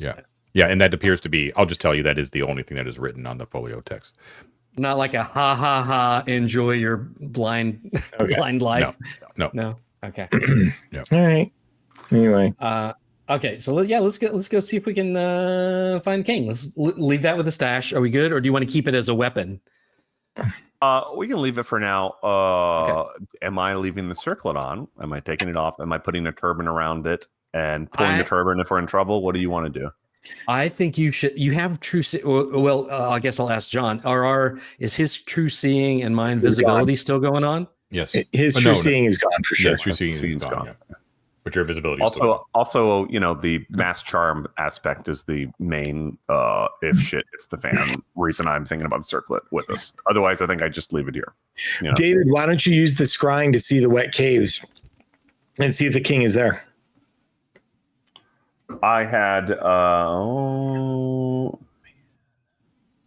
can't remember how many clairvoyances you've used. I believe we used all clairvoyances and one or two of the clairaudiences. So I feel that's right. Yeah. I think I had one clairaudience left, but I don't think I had anything else. All right. Well, these two clairaudience in the wet caves. Well, these are our buddies. I mean, we can just go ask. I mean, they're right. I agree, but if they're planning something, I mean, why don't I use it just to use it? Why don't I use it just to use it? I'll cast clairaudience. I guess roughly in the location we were told they were at waiting for us. That's fine. Yeah. Okay. So you clairaudience in the Killick's throne room basically is what it was, right? In the wet caves.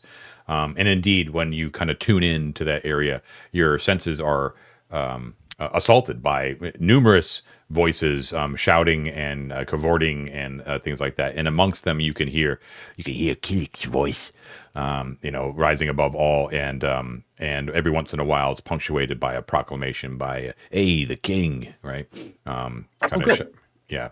I wasn't planning on using clairaudience, so I can't give you exactly a word for word description. Sure. But what we don't hear is like, and we'll get them good when they arrive. And that, right? Yeah, no. They're like really notable scheming or remarks that I would pick up on in relationship to ourselves. The vibe you're getting is that so what you're hearing is the king frustrated because all of the obviously the members of his retinue are in the dark, but the goblins in the wet caves as well.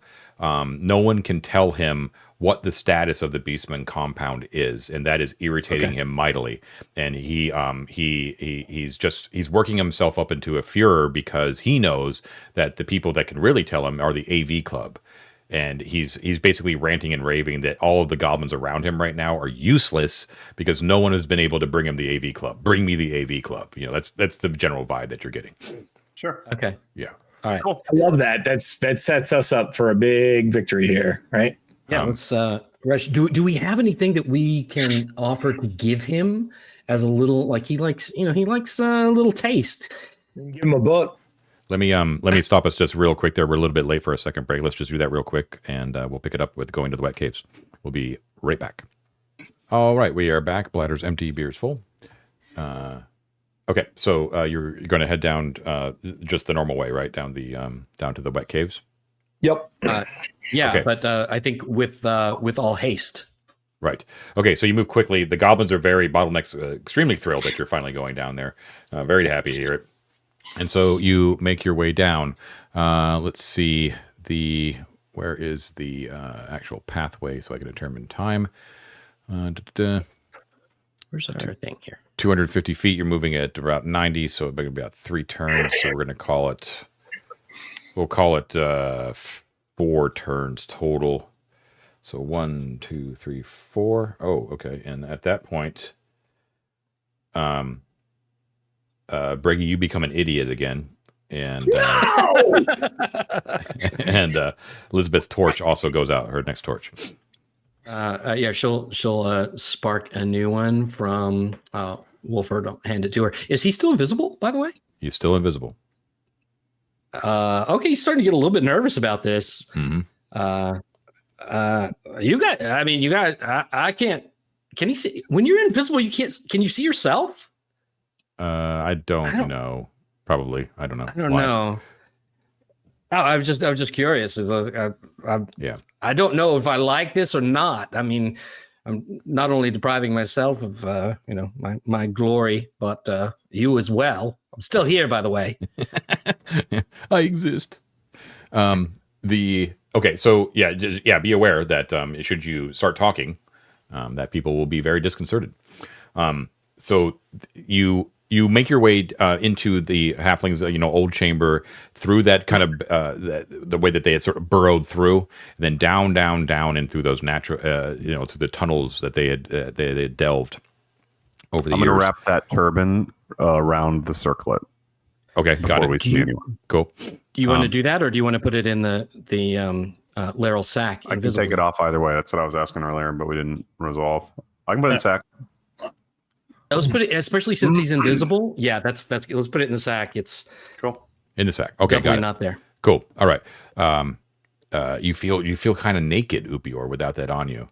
Everything seems sort of occluded now that you're only seeing just what's natural. Yeah. At the same time, Upior, you feel a great sense of freedom as well. So you make your way down the tunnels. It takes it's 250 feet downwards. The pretty steep tunnel before it opens up into the wet caves. And you make your way through like where they kept their giant lizards, right? There's, it kind of really reeks of, humidity and like the stench of goblins and big lizards and stuff like that. And you make your way into that odd, large natural chamber that is it's a combination of natural caves and ancient work stone. And some of that work stone is that pebbly, greasy form as well, right? And you remember... you may remember a quick little reminder here about what this kind of place looks like. It's roughly about 20 feet in diameter, and it's lit by 6 red glowing fire beetle globes on the walls, right? So it kind of has like this sort of nightclub sort of vibe, you know what I mean? You know what I mean? Like it's like really like pulsing red light, kind of illuminate everybody in like a dark red light. There's a tattered banner with a grinning goblin on a wall, a big lizard skull festooned with feathers on another one. There's a door in the southeast that is half covered with debris, with a sign sticking out of it, right? And you remember this was an interesting door, right? It had an amphibian face that was carved in the center, and there were small square indentations surrounding it. Killick had warned you at the time that a dwarf adventurer had gone through there and never returned. They heard horrible sounds coming from the other side, right? In front of that door is the large wooden armchair, the throne of Killick, the big boss of the Wet Caves, that sits atop a pile of rubble. Now, the chamber, as you approach it, is you could hear the sounds of goblins conversing as you sort of approach, right? When you walk in, it is jam-packed with goblins. So it's all the goblins that were part of Killick's retinue combined with all of King Wiskenam's retinue. King Wiskenam is there, as are his 3 advisors. There's Palestream, who's the one that you sort of dealt with. He's like the really old and the one-legged guy. Skimmel, who is another one that has stringy white hair, has a cautious look about him. And Reflick, who is a much younger goblin than the 2 older advisors. And he's much stronger and built, a little bit bigger than Wiskenam himself, actually. And he also has an honor guard of 5 goblins and 1 huge hulking ogre, which is standing right next to the throne. Killick, who would normally sit in the throne, is no longer in that throne, and sitting atop the throne lazily is Wiskenam.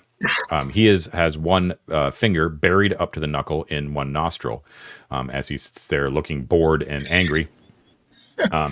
Killick is at his side, at the feet of the pile of rubble upon which the throne is sat and looking up with sycophantically at King Wiskenam. If you remember, Killick was a cool dude himself, depending on how you define cool. He is long-limbed, gangly. He has a broken jaw that skews his jaw to one side and gives him a big tusk overbite. As you approach, the king sort of stands up on his throne. He's like looking down upon you, and he's like, "Well, look who could join us. It's about friggin' time.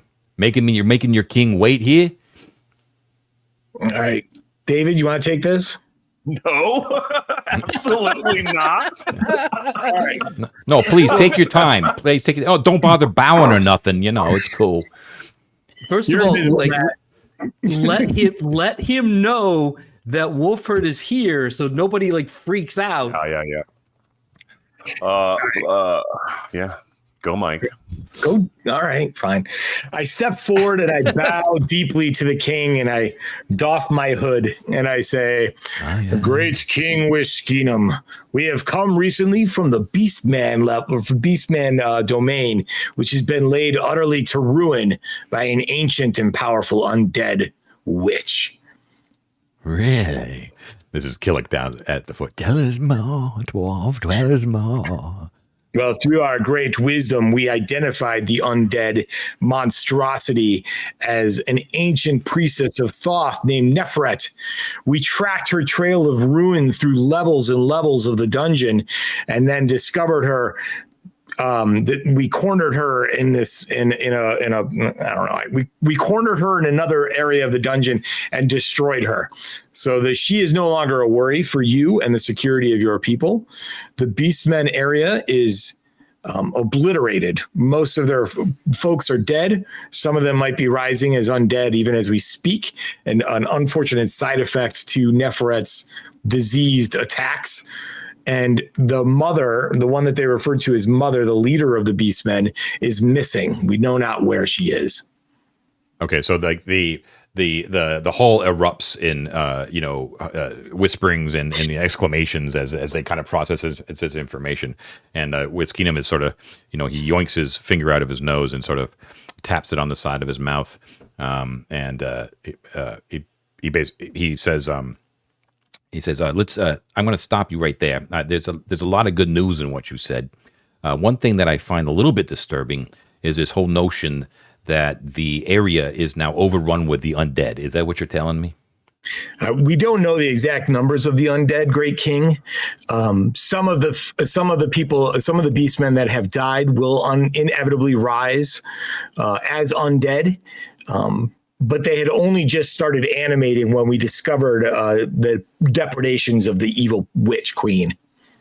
So the goblins look dismayed as when they hear this, that there's undead sort of roaming those halls, and Killick basically like fawns and like paws at Wiskinum's knee, from down below, and he's like, "There's an opportunity here, Master. Yes, indeed.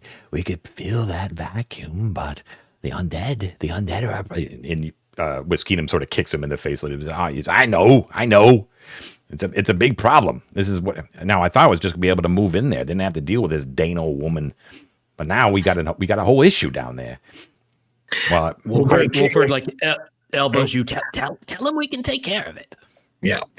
I elbow him back and I go, my apologies, Great King. One of the enchantments that was cast upon us turned one of our colleagues invisible. And if he should suddenly appear, fear not, he's right here. And I kind of give him a little shove, and then he bounces into like a standing goblin or something like that. Hey, I could have just said something. Yeah. We don't expect it to last much longer. Unfortunately, we don't know when it will go away. The AV Club is at your disposal for proper considerations and assisting in destruction of the undead that may lurk in that complex. And with the assistance of your powerful warriors, we will lead them to victory. I think what may be just as much of a concern for you is the possible return of Dano should she make an appearance. And do you have no indication of where she might have gone to? No, Great King. Her second in command was found slaughtered in her complex, but of her we could find no trace. And you can verify that there are, other than perhaps her, there are no survivors of the Beastmen. No, we don't know that. We know that several of their long-range patrols had been away from their base. We don't know how powerful that they might be should they return. They might look at a goblin habitation of their space as perhaps laying the blame on yourself if they come back from their long-range patrols and find their halls filled with goblins. However, Great King, that is a problem that is for greater heads than mine. And I nod to him. Okay, he appreciates the tip there, Yeah, that's good. You see that Killick at his feet, like, his eyes are wide, and he turns back to his master, and he's like, as far as it looks to me, Master, Your Majesty, that the deal is null and void. There's no more beastmen to speak of. They have no leader. We could send out patrols to hunt down the remaining, kill them all. Great King, if I can offer, perhaps Killick's wisdom is well known throughout the halls. However, there might be an opportunity here for you to gain the strength of any remaining beastmen by offering them shelter, as long as they provide you with obedience. And he likes that very much. Now, do you think you've dealt with them more than we have? You think that they'd be amenable to that after being almost slaughtered to a man?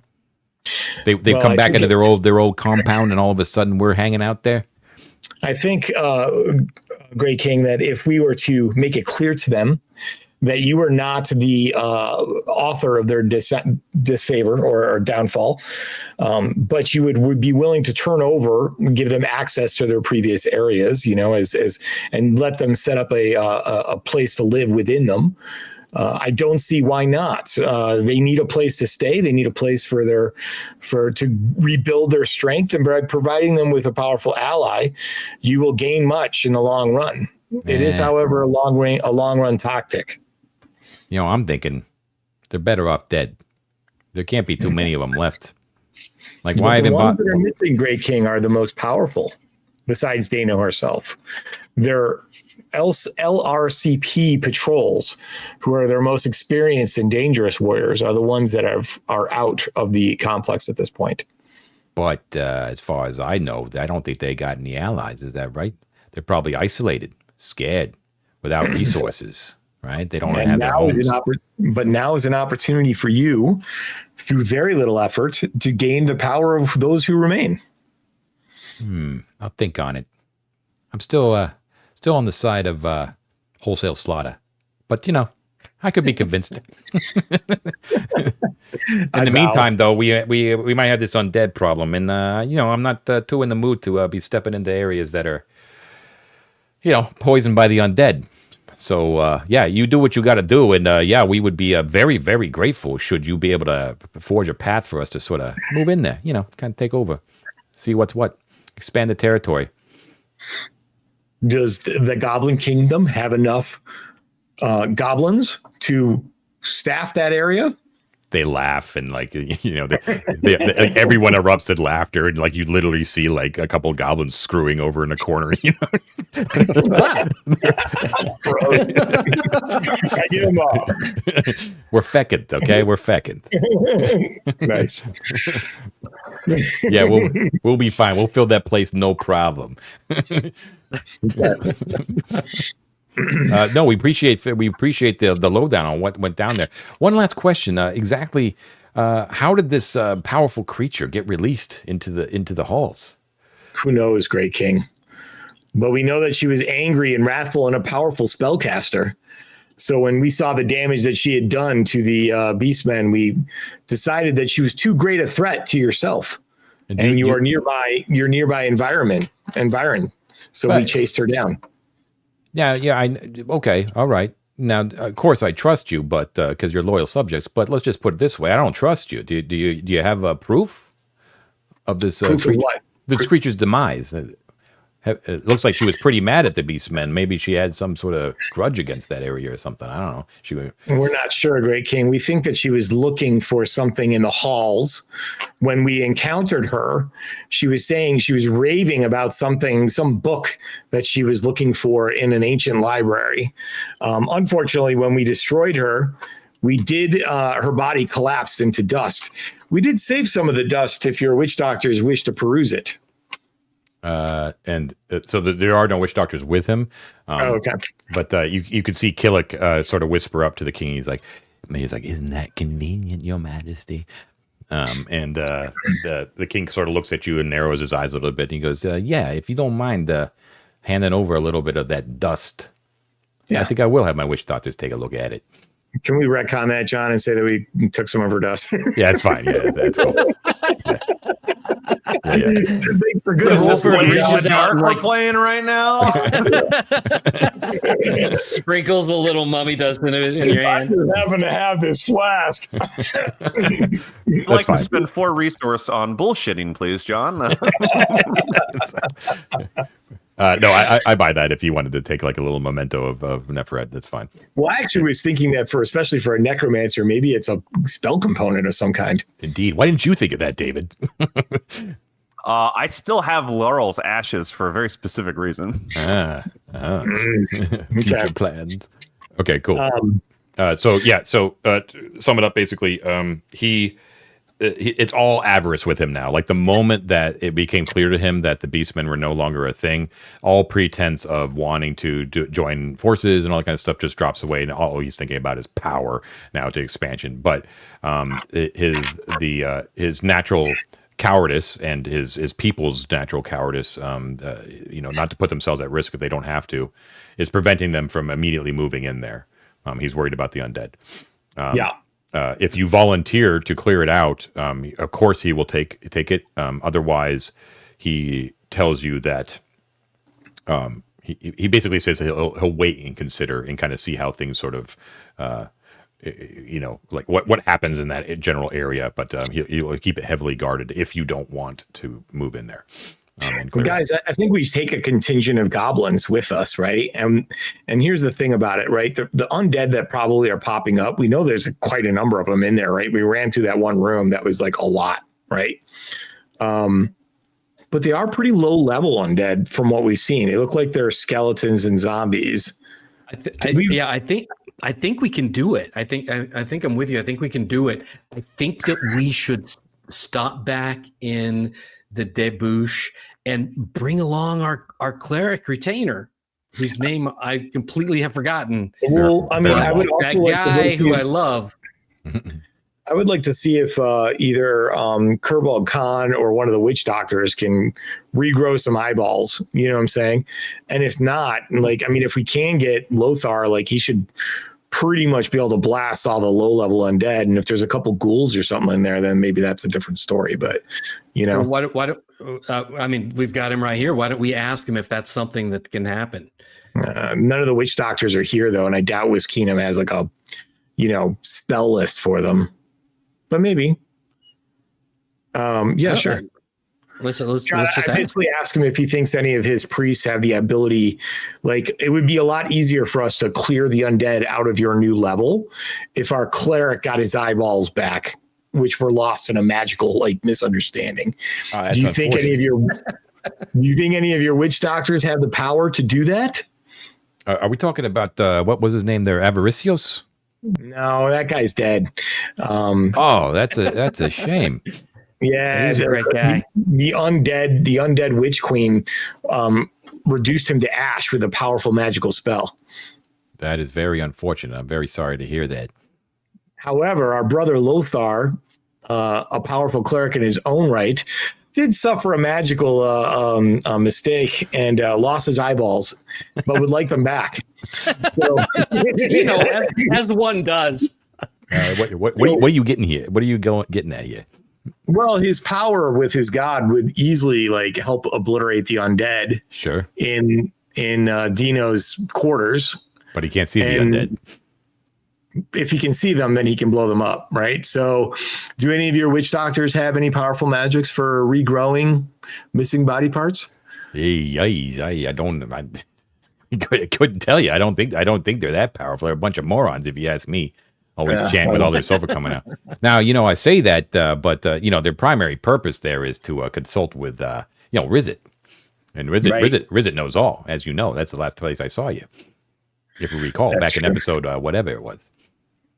Well, perhaps Kerbal Khan can help then. Kerbal Khan, well, that's sure. I mean, that guy, boy, he can really bring the firepower when he wants to, but meeting him in person might be a little bit tough. No one knows where he is. He always sends his automatons, and sure, he can cast spells through those automatons as far as I know, but regrowing eyes, I don't know. Well, we'll ask him. In any case, we'll probably bring Lothar down to the Goblin Market to talk to one of Kerbal Khan's automatons, and perhaps recruit a force of goblins to help us clear out that area for you. Talking to Kerbal Khan's one thing. I don't know if the goblins are going to be willing to go into the area with you. Well, we shall cross that bridge when we come to it. Okay, yeah. So he's been calmed down, right? He's not mad at you, really. He was just sort of like he wanted answers, and he got them. So Yeah, he's just disappointed. Yeah, but his naked avarice shows in what he wants, and it's pretty clear. Now, I should be clear too that he called you his loyal subjects, but you remember the terms of the deal. Like, you are not actually like part of the Goblin Nation or anything like that. But basically, if you it still stands, like, if you bring him the scepter, and we'll assume that maybe a conversation happened there. Like, he probably asked you, like, did you find the scepter? And you said, no, not yet, but we're working on it or something like that. But whatever. Yeah. Or tell me differently if that's not the case. But if you bring him the scepter and make his rule permanent, then you will be accepted officially at his right hand. So that said, you are not under orders to clear the Beastman compound. You are doing it of your own free will, should you decide to do so, in order to curry more favor with him. So you are not. It's not like you have you cannot deviate from this without pissing him off. He can take it or leave it. He would rather have you help, but he'll do it on his own if he has to, or he'll come up with some other plan. I think for us, it's mainly getting back into those areas, and like Matt said, getting the map. Looting, being the first ones on scene to loot shit is kind of like where I was going with that, Yeah. I mean, I think we should book it straight back there, because if we leave to do other stuff, like those maps are so valuable. We had to leave them on the wall because we were rushing.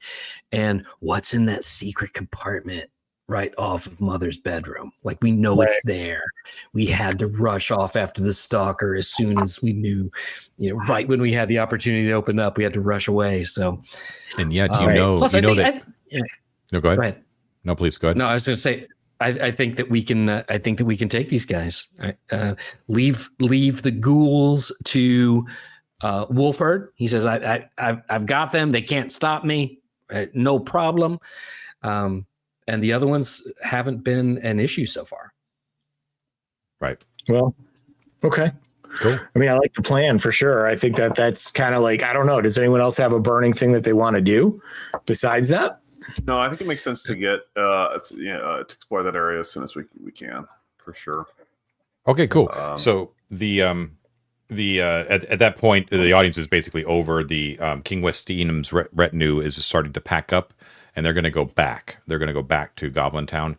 It would be obviously very easy. It would always be safe, but you can join them if you want to go down to Goblin Town first. But if you feel like the Beastman compound is more pressing, then you can go back in the other direction. Well, I think, John, before we do anything else, and I don't know how pressing it is, I do want to at least see if I can get Lothar. If Kerbal Khan is like, nope, can't do it, then, worst case scenario, off camera, we have Lothar go back to Gosterwick, which I think we still have a carpet in Gosterwick? Yeah, our stash is still kind of temporarily there. Like, at that point, rather than lose my character, I would rather just have him convert to like a cleric of Mithras or whatever. So we'll do that. And then depending on how long that takes, if we're clearing out Goblin Town from undead, it would be really nice to have that cleric there, Right. Yes, Matt, I know you have a first level cleric too, but he's like, come on, let's bring out the whole fire. Do you want to go down to Goblin Town and talk to the witch doctors and talk to Kerbal Khan before we do anything else? Yeah, I think so. And then maybe what we can do is have one of the retainers go get Lothar from the debauch level and bring him down there, so that we don't get to Kerbal Khan, have him be like, oh yeah, no problem. Where's your friend? And then we have to go get him, right? So let's just bring him down. We have quarters in Goblin Town. We can bring him down there for now. We could actually do it off screen if you didn't want to have because you basically have a safe passage all the way to Goblin Town without any chance of anything dangerous happening. So Lothar could actually make that journey with maybe a little goblin escort, and just we could knock that off real quick while the main team does their own thing. That's perfect. Yeah. I'll also point out too that your Lothar's demise was caused by this book.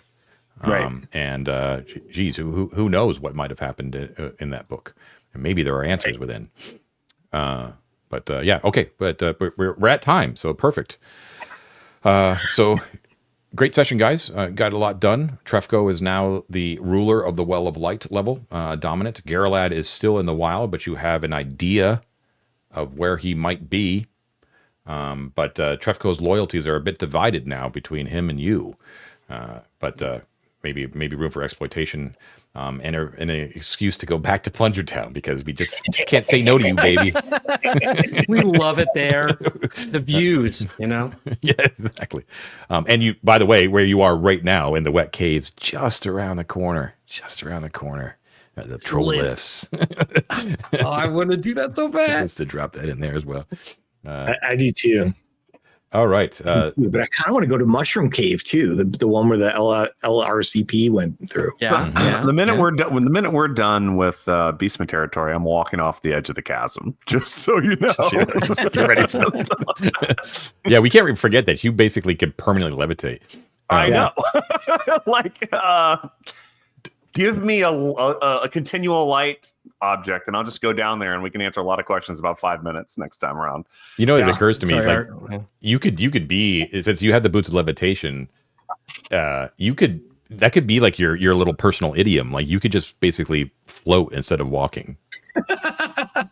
Right? Oh no, you'd have to pull. I'd have to grasp. You have to pull yourself. Never mind. Yeah. So yeah. this is cool. Here's the thing. It is something that occurred to me with missions that someone with the boots on could be twined or roped to a walking, like a very pull you like a balloon. Yeah, right. Literally could pull me like a balloon, and we could do like a double invisible thief spell slinger thing, and just never make noise. I mean, totally that we want. So, I just mean like for your overall image, like just having you like floating around behind everyone. Oh no.